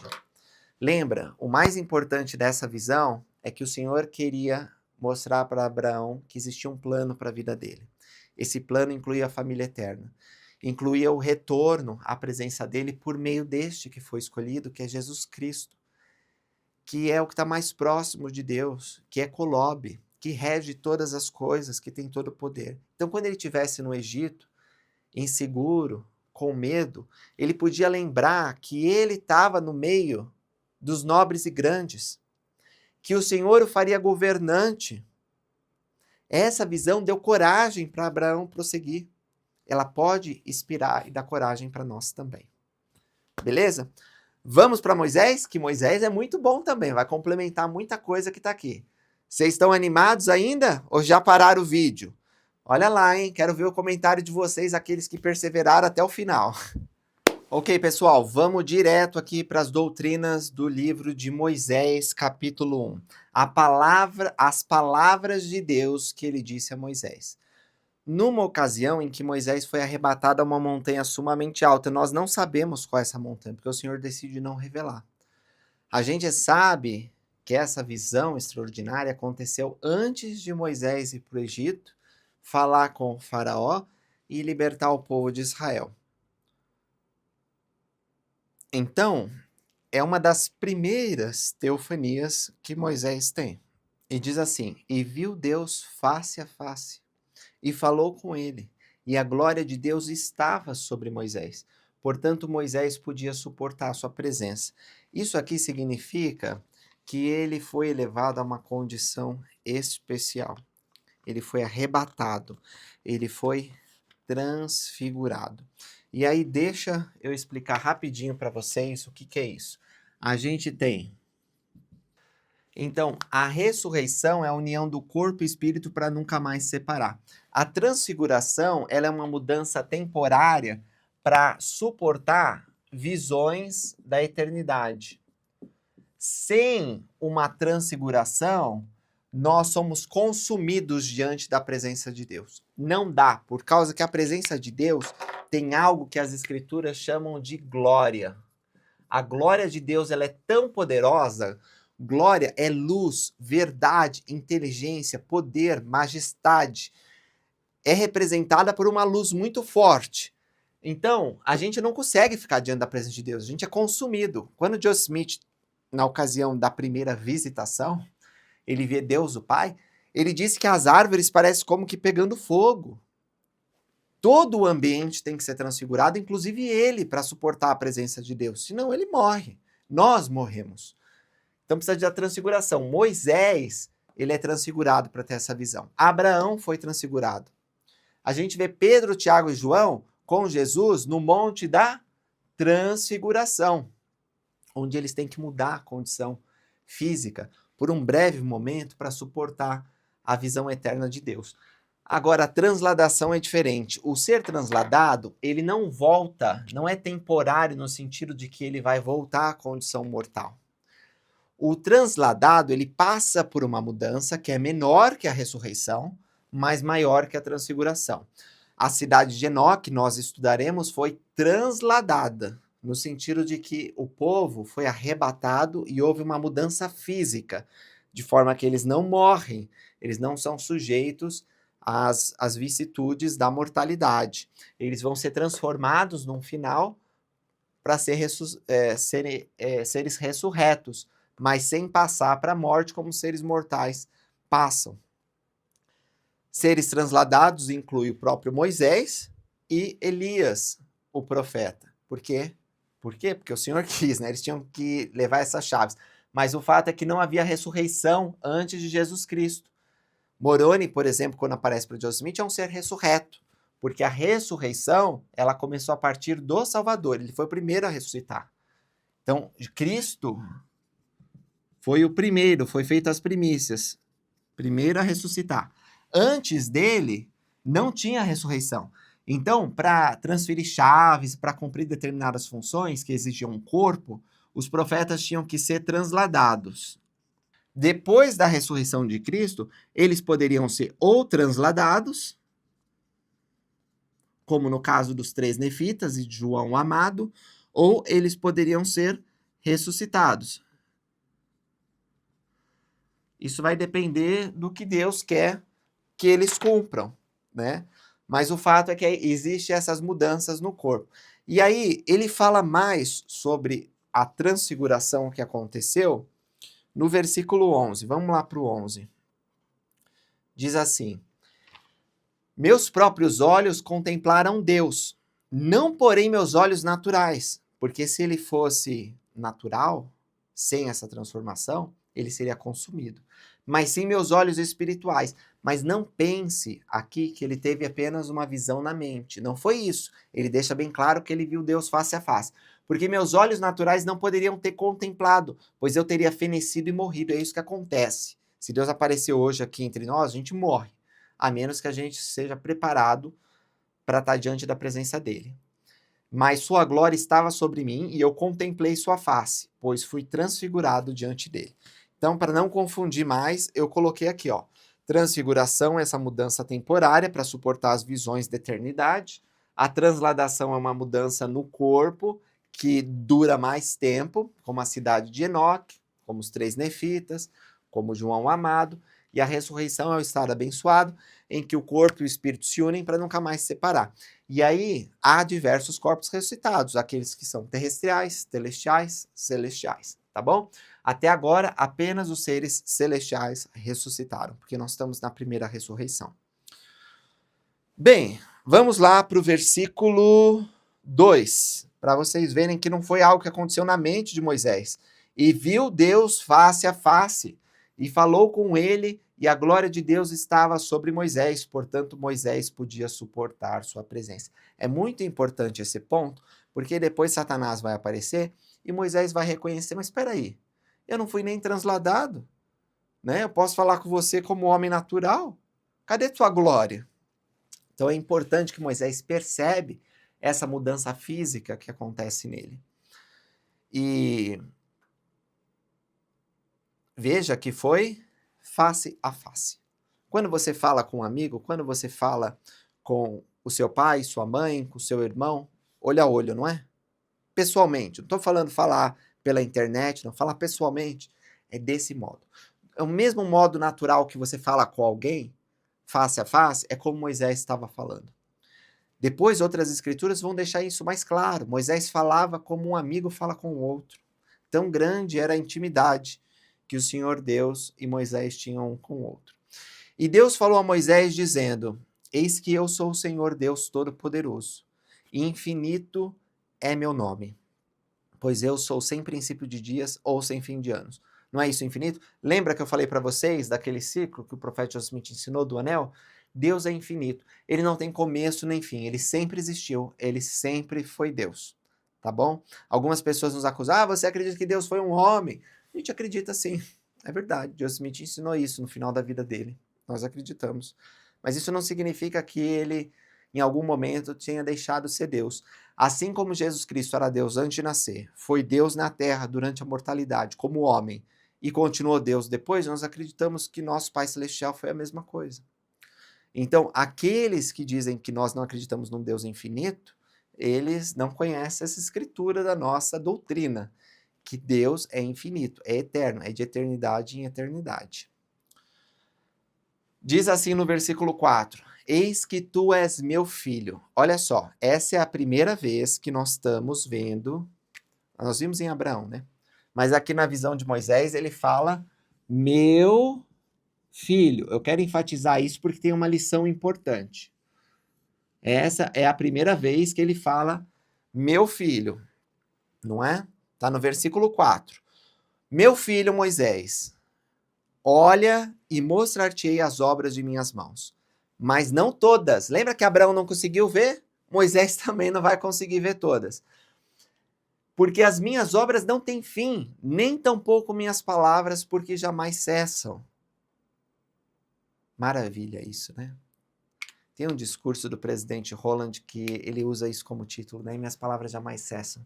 Saudade do presidente Holland que faleceu recentemente. Enfim, a obra de Deus não tem fim. Portanto, nenhum homem pode contemplar todas as obras minhas sem contemplar toda a minha glória. E nenhum homem pode contemplar toda a minha glória e depois permanecer na carne sobre a terra. Ou seja, Moisés, se eu te mostrar tudo, é basicamente isso que Deus está dizendo. Se eu te mostrar tudo, você vai ter que ser transladado. Porque não pode mais ficar na terra. Não tem como. Você vai contemplar toda a minha glória, não tem mais como ficar. Mas eu tenho uma obra para ti, Moisés. Então já deu um spoiler assim, eu não vou mostrar tudo, Moisés, porque não dá. Se eu mostrar tudo, você vai ter que subir para o céu. Mas eu tenho uma obra para ti, Moisés. E ele diz o quê? Moisés, meu filho. Então a segunda vez que ele chama, agora está no versículo 6. Falou no 4, falou no 6. Moisés, meu filho. E além de falar que Moisés era filho, ainda disse assim: Tu és a semelhança do meu unigênito. Você já ficou orgulhoso quando alguém fala assim: Nossa, você é parecido com um jogador de futebol? Bom, dependendo do jogador de futebol, às vezes a gente não fica muito feliz, não, que o cara é feio, né? Mas, ó, você é parecido com esse cantor, ou você é parecido com esse artista, ou você faz lembrar uma pessoa que eu amo muito, ou você é parecido com seu avô. Às vezes as pessoas falam que nós somos parecidos com alguém que elas admiram, que elas gostam. E às vezes que nós admiramos e gostamos. E a gente fica feliz, não é?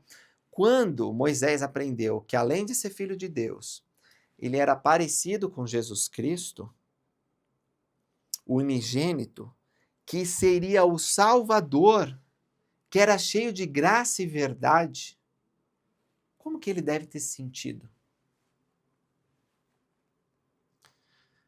Eu não sei como Moisés, ele era nessa época que teve essa teofania. O que eu sei de Moisés é o seguinte: ele cresceu como príncipe do Egito. Ele tinha acesso aos melhores recursos. Ele era tipo um playboyzinho. Eu não quero minimizar, não, assim, falar mal, né? Mas ele talvez é um pouco mimado até, né? Porque ele tinha tudo que ele queria. Era a maior potência que existia no mundo. E Moisés estava lá como príncipe. Tinha acesso aos melhores confortos, tinha acesso a livros, à educação. De fato, ele deve ter aprendido, enquanto ele estudava no Egito, sobre o Deus de Abraão, Isaque e Jacó. Ele deve ter lido profecias e ele deve ter se convertido. Isso que o motivou a salvar um israelita, e daí a gente vai estudar mais sobre Moisés. Mas uma coisa que me chama a atenção é que, enquanto Moisés pode estar se sentindo muito confortável com todos esses elogios, e é verdade, meus irmãos, nós também somos a semelhança do unigênito, nós também somos filhos de Deus. Isso pode deixar a gente, né, todo cheio, todo pomposo. Mas quando ele termina essa visão, quando o Senhor para de mostrar essas coisas, ele cai por terra. E diz no versículo 10: E aconteceu que se passaram muitas horas antes que Moisés recobrasse sua força natural como homem. Talvez ele nunca tinha sentido tão fraco. Uma visão celestial realmente tira as forças de qualquer um. Você pode ver Leí, depois que tem aquela visão, ele se joga na cama. Joseph Smith, quando volta da primeira visão, está cansado. Então, tirou a força do homem natural. E ele, como um homem vigoroso, forte, deve ter ficado impressionado com a retirada da sua energia vital. Ora, por essa razão sei que o homem nada é, coisa que nunca havia imaginado. Então, imagina aquele camarada que tem tudo. Ele pode viajar para qualquer lugar, ele tem dinheiro, ele tem acesso às melhores escolas, ele pode ir na classe, né, voar na classe, não na classe econômica, na primeira classe, toda vez. Tem a comidinha ali, tudo que ele quiser. De repente, ele abre a realidade para as coisas de Deus, né? Ele se vê, sim, ele é o filho de Deus, sim, ele é semelhante ao unigênito, mas ele não é nada. Ele diz assim, o homem nada é. Nunca tinha imaginado isso. Outras escrituras dizem que o homem é menos que o pó da terra. Ora, se nós somos filhos de Deus, por que nós somos menos que o pó da terra?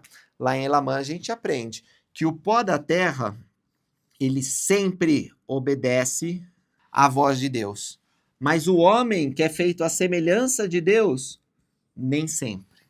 Então, sim, aos olhos de Deus somos muito maiores que o pó da terra, somos seus filhos com potencial eterno, mas em termos de obediência, de guardar os mandamentos, às vezes o pó supera a gente. Olha só, o Senhor também disse para Moisés o seguinte, antes de terminar a visão, né, que eu fui mais para frente, vamos voltar um pouquinho. No versículo 7, então a gente leu no 4, no 6 e agora no 7. Eis que te mostro isto, Moisés, meu filho. Mais uma vez o Senhor fala, meu filho. Pois estás no mundo e agora eu o mostro a ti. 3 vezes o Senhor enfatizou que ele era filho de Deus. Ensinou também, não há outro Deus além de mim. Todas as coisas estão presentes comigo, pois eu as conheço todas. Ele ensinou sobre Deus ser único, porque ele havia acabado de dizer que Moisés era parecido com o unigênito. Muitas pessoas, elas querem dizer que nós, membros da Igreja de Jesus Cristo Santos dos Últimos Dias, somos politeístas, porque nós dizemos que existe o Pai, o Filho e o Espírito Santo como 3 seres separados, né? Então seria assim, ó, 3 seres separados. Todos aqui são caneta, só que cada um dá para ver que são separados, né? Mas o que eles acreditam? Eles acreditam que o Pai, o Filho e o Espírito Santo, isso aqui, ó, é como se fosse um ser manifestado em 3 pessoas. Não sei bem como que representar isso, porque realmente eu não entendo muito bem como é que você pode fazer. Nem eles entendem, para ser sincero. Porque não é verdade, sendo bem claro. O profeta Joseph Smith ensinou que Deus, o Pai, tem um corpo tão tangível quanto o homem, o Filho também. O Espírito não, porque senão não poderia habitar em nós. São 3 seres. Nossa primeira regra de fé diz que nós cremos no Pai Eterno, em Jesus Cristo e no Espírito Santo. É assim que nós cremos. A Santíssima Trindade. Só que como que nós podemos ser considerados monoteístas se nós cremos em 3 deuses? Deus o Pai, Deus o Filho e Deus o Espírito Santo. Simples, a Escritura diz, não há outro Deus além de mim. Nós adoramos Jesus Cristo, sim, mas toda a glória é dada ao Pai. Nós adoramos o Pai em nome de Jesus Cristo. O Espírito Santo é um Deus? Sim, porque ele testifica do Pai e do Filho. Outra coisa que eu queria falar para que não confunda isso é que esses termos, como monoteísta, né, ou qualquer outro derivado que tente explicar a nossa crença na Trindade, são construções humanas, nós não encontramos nas Escrituras. Então, o que nós devemos fazer? adorar a Deus, o verdadeiro e único Deus, e a Jesus Cristo, a quem ele enviou. Nesse sentido, se nós formos ver claramente, nós adoramos o Pai e o Filho. Nós adoramos o Filho. Claro, poderia ser diferente.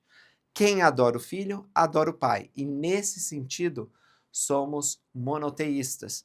Porque quando direcionamos nossa adoração ao Filho, estamos honrando ao Pai.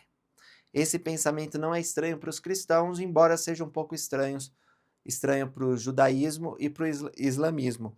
Eles não conseguem entender como que isso funciona. Mas o fato é que Moisés aprendeu que ele era semelhante ao Salvador e que havia um Deus, que é nosso Pai eterno. Moisés teve essa visão impressionante, onde ele viu o mundo no qual ele fora criado, e Moisés viu o mundo e seus confins e todos os filhos dos homens que existem e que foram criados.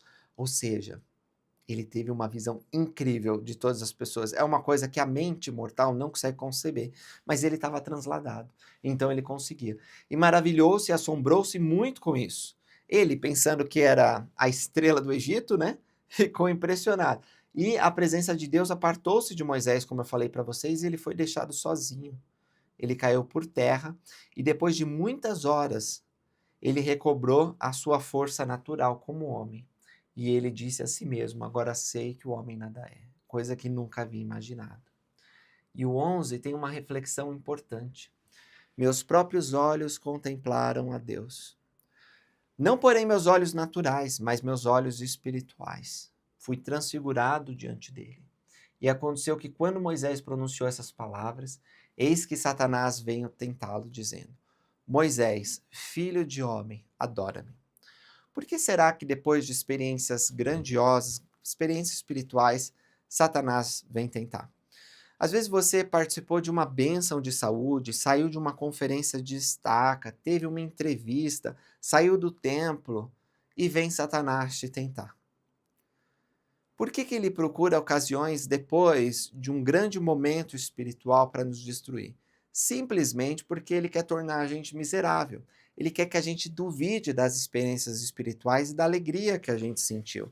Eu já vi também, estava num acampamento de jovens no FSY, depois de uma reunião de testemunhos onde foi muito inspiradora, onde os jovens choraram pelo espírito forte que sentiram, onde muitos estavam se convertendo. A alegria se transformou em irreverência. E logo começou uma bagunça. Isso é perigoso, pode acontecer na nossa vida também. Quando a gente está muito alegre, a gente pode, de modo inadvertido, ficar irreverente. Então, nós temos que ter cuidado. É bom ter alegria, é bom rir, mas tem algumas coisas que exigem seriedade e cuidado. E Moisés foi tentado por Satanás. Olha só o que Satanás disse. A primeira coisa, Moisés, filho de... Não. Não falou Moisés, filho de Deus. Falou Moisés, filho de homem. Moisés, filho de homem. Olha só. Deus disse que Moisés era seu filho, mas Satanás está falando filho de homem. Moisés, você é filho de homem. Moisés, você que é um mortal, você que é filho do homem, me adora, que sou um ser superior. Basicamente era isso. Satanás apareceu ali, e a gente sabe que Satanás pode se transfigurar como um anjo de luz, e disse: Moisés, filho de homem, um ser mortal, me adora. Moisés olhou para Satanás, aquela serpente.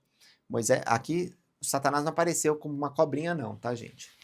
Satanás aparece como eu e você. Tem olho, boca, porque o espírito pré-mortal, ele não recebeu o corpo, nunca vai receber, mas o espírito pré-mortal tem a semelhança do nosso corpo físico. Então ele tem dedos, ele tem uma roupa.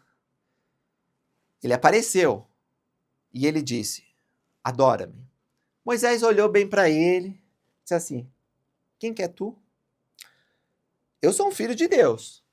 Deus me falou 3 vezes para mim ter certeza. Sou um filho de Deus. Eu sou a semelhança do unigênito. Eu sou parecido com o Filho unigênito de Deus. que é cheio de graça e verdade, que vai vir para salvar toda a humanidade. Eu sou parecido com ele. Quem é você? Porque ele diz assim: onde é que está a tua glória para que eu te adore?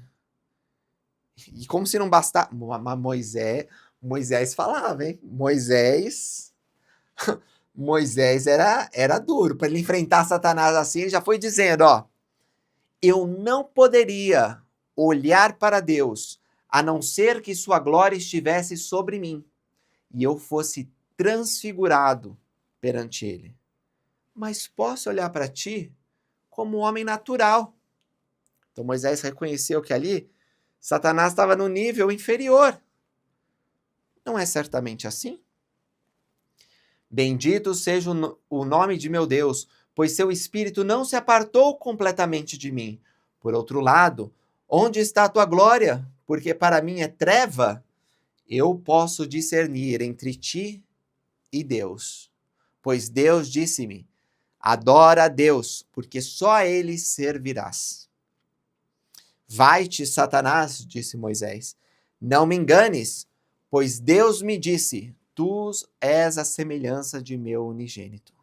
E ele também me deu mandamentos quando me chamou da sarça ardente, dizendo: invoca a Deus em nome de meu unigênito e adora-me. Parar um pouquinho nesse versículo, antes de continuar o confronto de Satanás e Moisés, para dizer que Moisés já havia sido chamado como profeta. O episódio da sarça ardente já tinha acontecido, como nós vemos. E, naquela ocasião, ele já havia aprendido sobre Jesus Cristo, sobre o unigênito, e recebido o mandamento de adorá-lo. Às vezes a gente pensa que o povo de Israel e os profetas não sabiam muito de Jesus Cristo, mas isso é falso. Eles sabiam de Jesus Cristo muito bem, e muitos de seus discursos, símbolos e vida têm a ver com Jesus Cristo, como nós veremos. Então, só para fazer um parênteses de que ele conhecia o unigênito.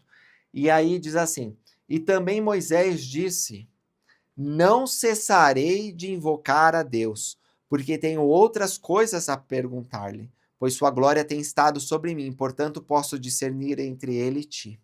Retira-te daqui, Satanás. Moisés era capaz de discernir, será que nós somos? Nós precisamos estar buscando a glória de Deus como Moisés estava, invocando a Deus, senão talvez a gente não consiga essa percepção, esse dom do discernimento. E olha só, Moisés falou a primeira vez para Satanás sair. A primeira vez está aqui no versículo 16, ele fala: vai-te, Satanás. No versículo 18, ele fala: retira-te daqui, Satanás. Ok? 2 vezes. Moisés já falou para Satanás cair fora. Satanás saiu? Não.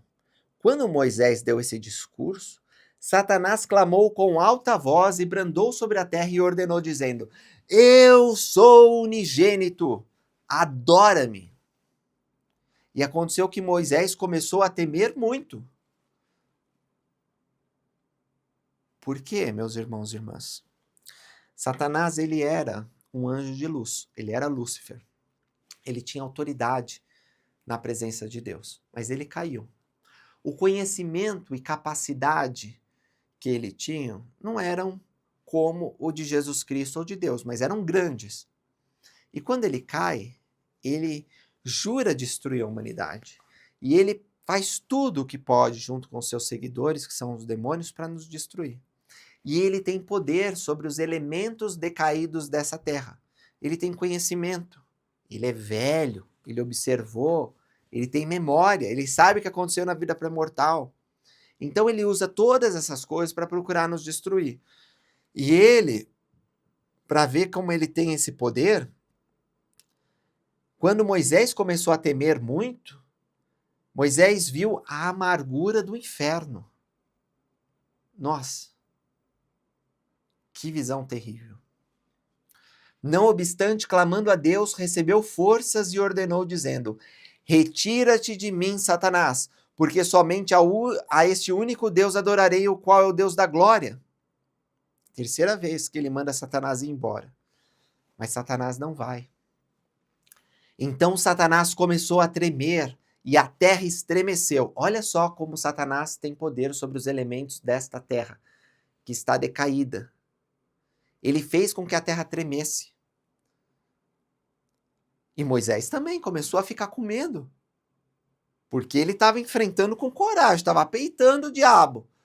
Mas aí quando o diabo, né, ficou bravo e começou a fazer isso, ele viu a amargura do inferno e Moisés começou a encolher, com medo. E ele disse, né, eu só vou servir a Deus, só vou adorar ele, mas Satanás estava lá.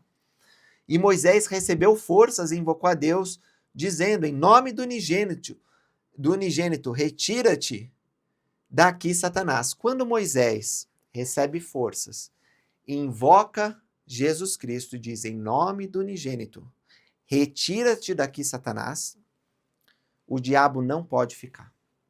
Ele não pode ir além dos limites que Deus estabeleceu.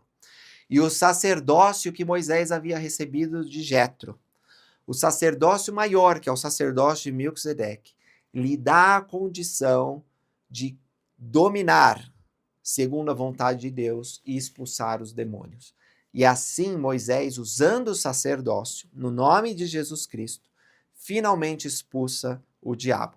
E aconteceu que Satanás clamou com alta voz, com choro e pranto e ranger de dentes. Pode chorar, pode, né, esbravejar, pode fazer seu showzinho, mas dali se retirou.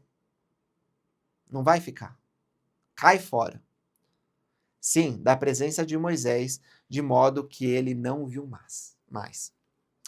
É muito interessante que esse embate entre Moisés e o diabo é inédito nas escrituras que nós temos.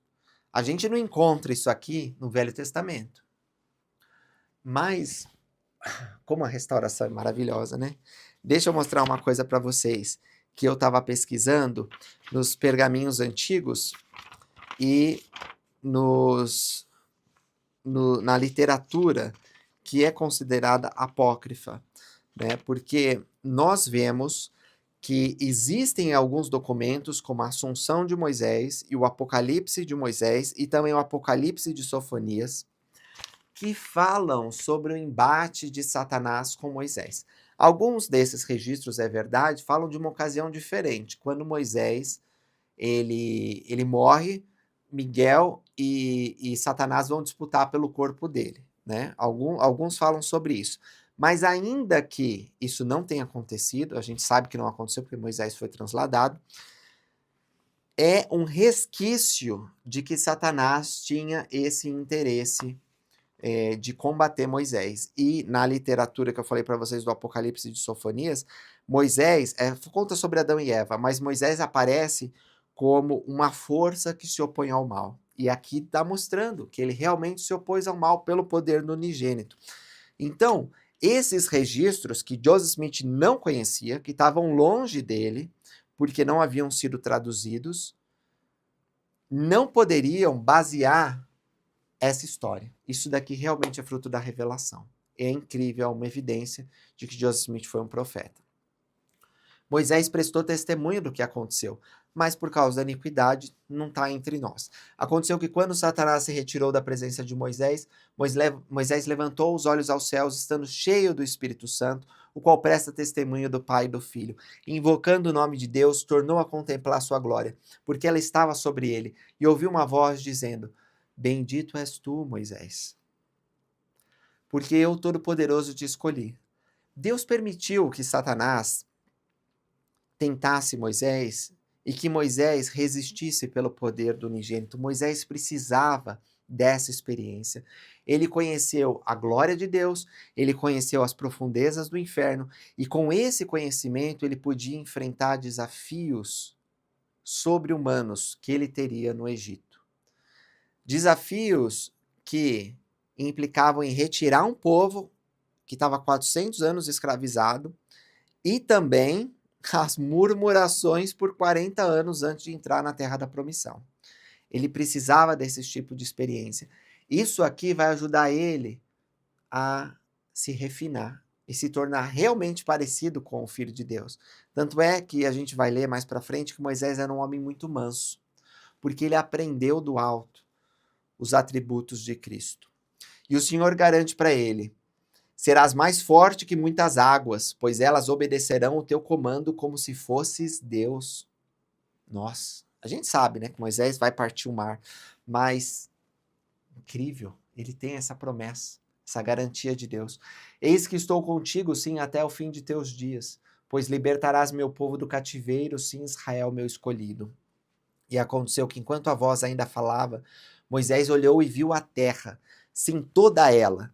Não houve uma partícula da terra que não visse, discernindo-a pelo Espírito de Deus. Já pensou todos os átomos que existem? Ele viu toda a partícula.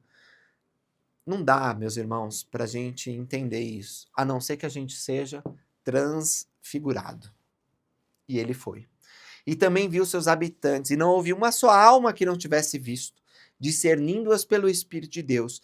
E grande era o número, sim, eram incontáveis, como as areias da praia.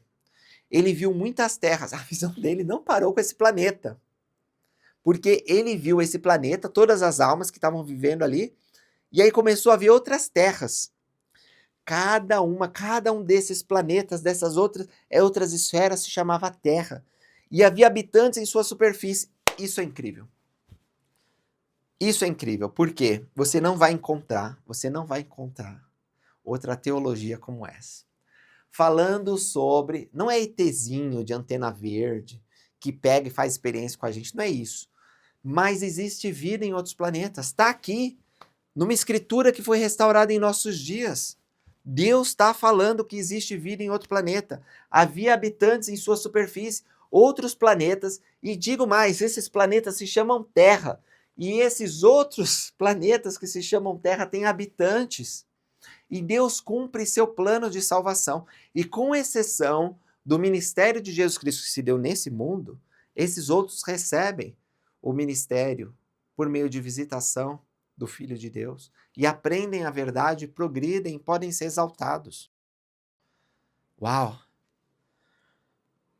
Moisés estava assim, ó, impressionado, como qualquer um de nós ia ficar, né? E aí ele perguntou assim: diz-me, rogo-te, por que estas coisas são assim?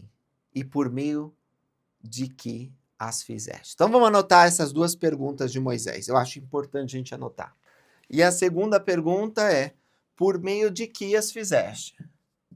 Ok, essas são as duas perguntas. Vamos ver se o Senhor vai responder. Eis que a glória de Deus estava sobre Moisés, de modo que Moisés permaneceu na presença de Deus e conversou com ele face a face.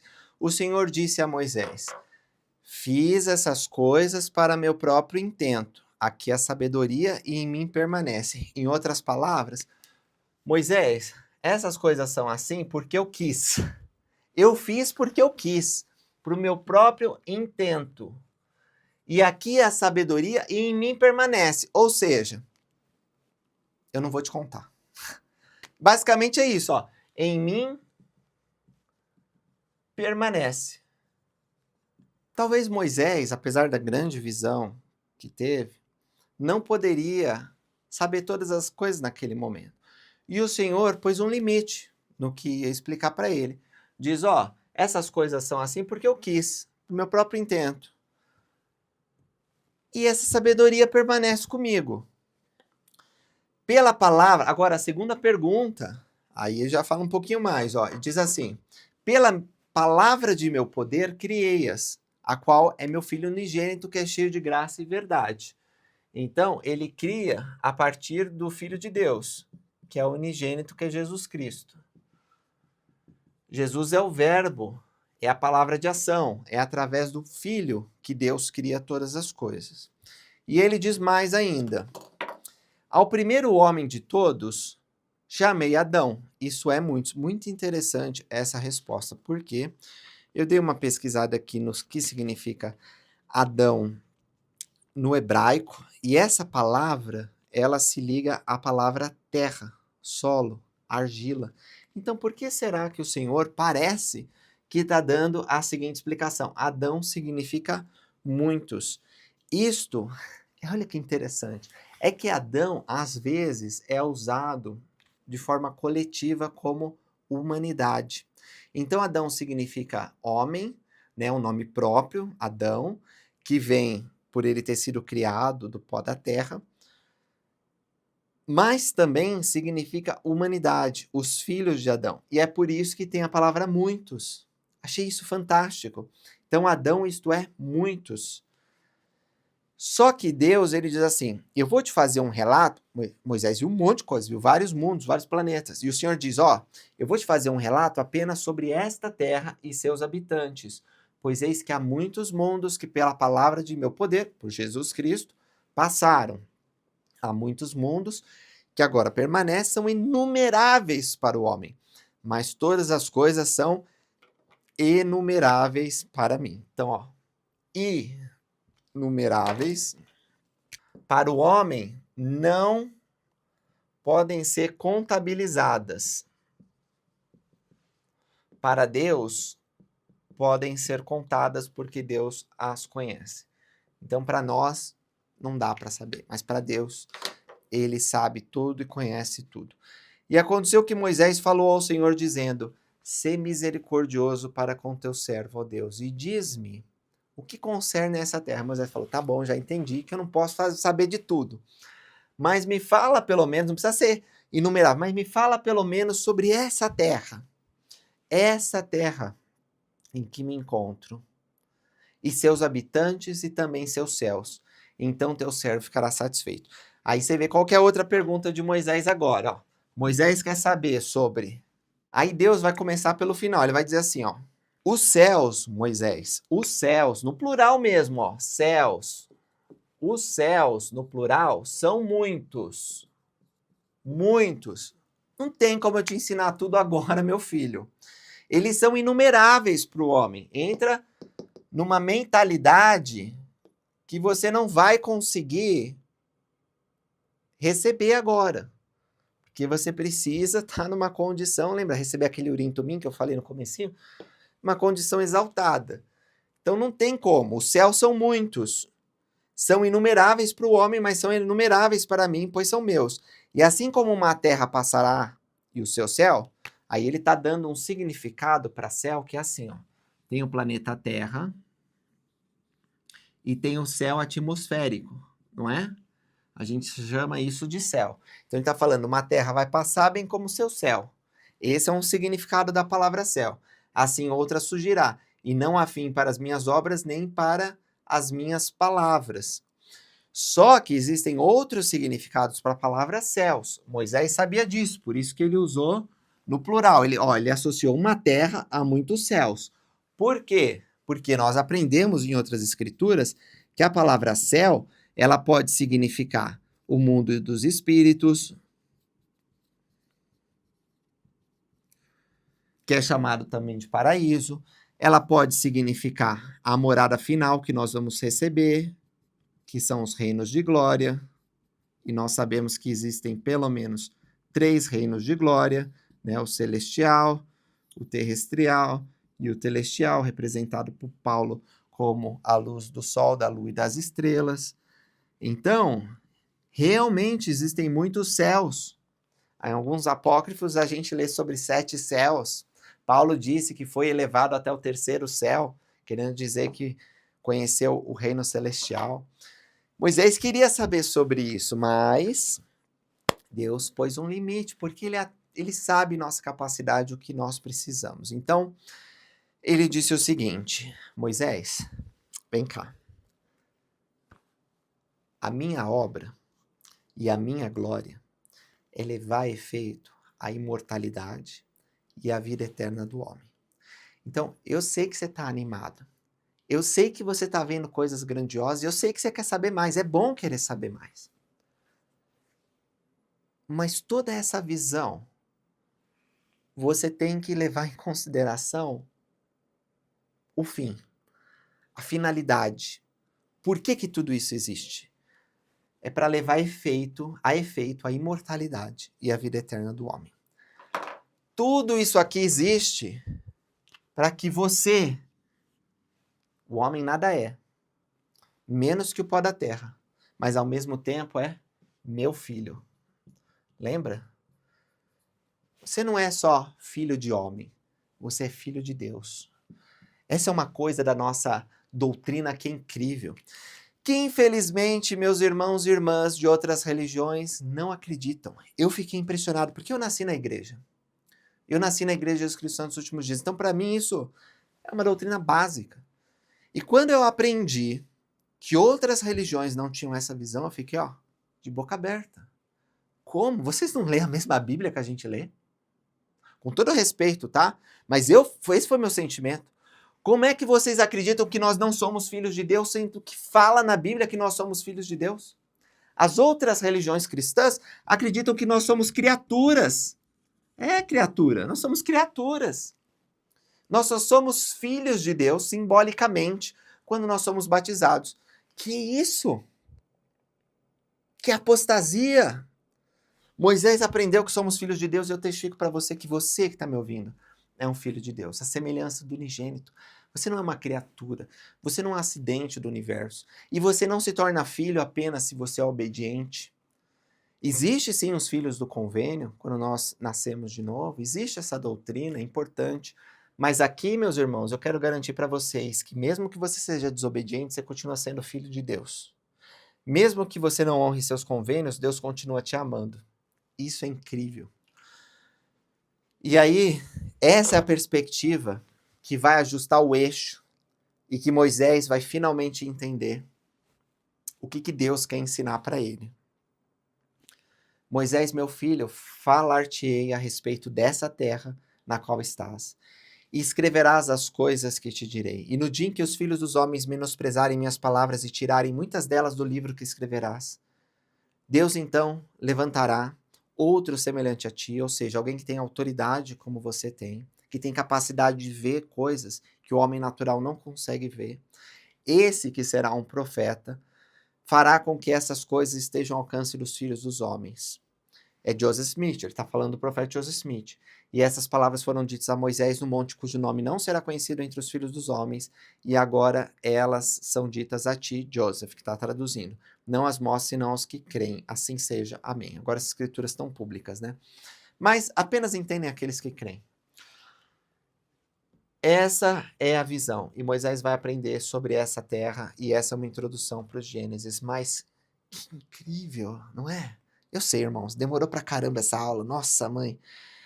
Mais de 2 horas a gente tá aqui. Mas eu poderia falar mais, viu? Eu poderia, porque aqui tem tantas coisas preciosas, tantas lições importantes. A que eu queria que você levasse é a seguinte, tá no 39. Deus quer levar a efeito a sua imortalidade e a sua vida eterna. Todo esse plano maravilhoso é para te salvar. Você é um filho especial dele. Satanás vai querer te rebaixar dizendo que você é filho de homem. Mas não esqueça dessa lição que ficou gravada na mente de Moisés. Tu és um filho de Deus. Você também é um filho de Deus. Não importa se você pecou, se você errou, se você está afastado da presença de Deus, se você tem dúvidas sobre a igreja, se você tem dúvidas sobre a história da igreja, se você se sente indigno, se você tem tentações, se você cede a essas tentações, Deus continua sendo seu pai e Ele ainda tem um plano para você. Você não pode imaginar que está muito longe de ser resgatado, porque Deus, ele pode te ajudar. Não importa onde você está, ele pode te trazer de volta. O que ele precisa é que você dê atenção. Obrigado por assistirem esse vídeo. Espero que vocês continuem curtindo e assistindo o canal e nos encontramos no próximo. Até mais. E não esquece de conferir o blog que tem recursos adicionais lá, tá bom? Tchau, tchau.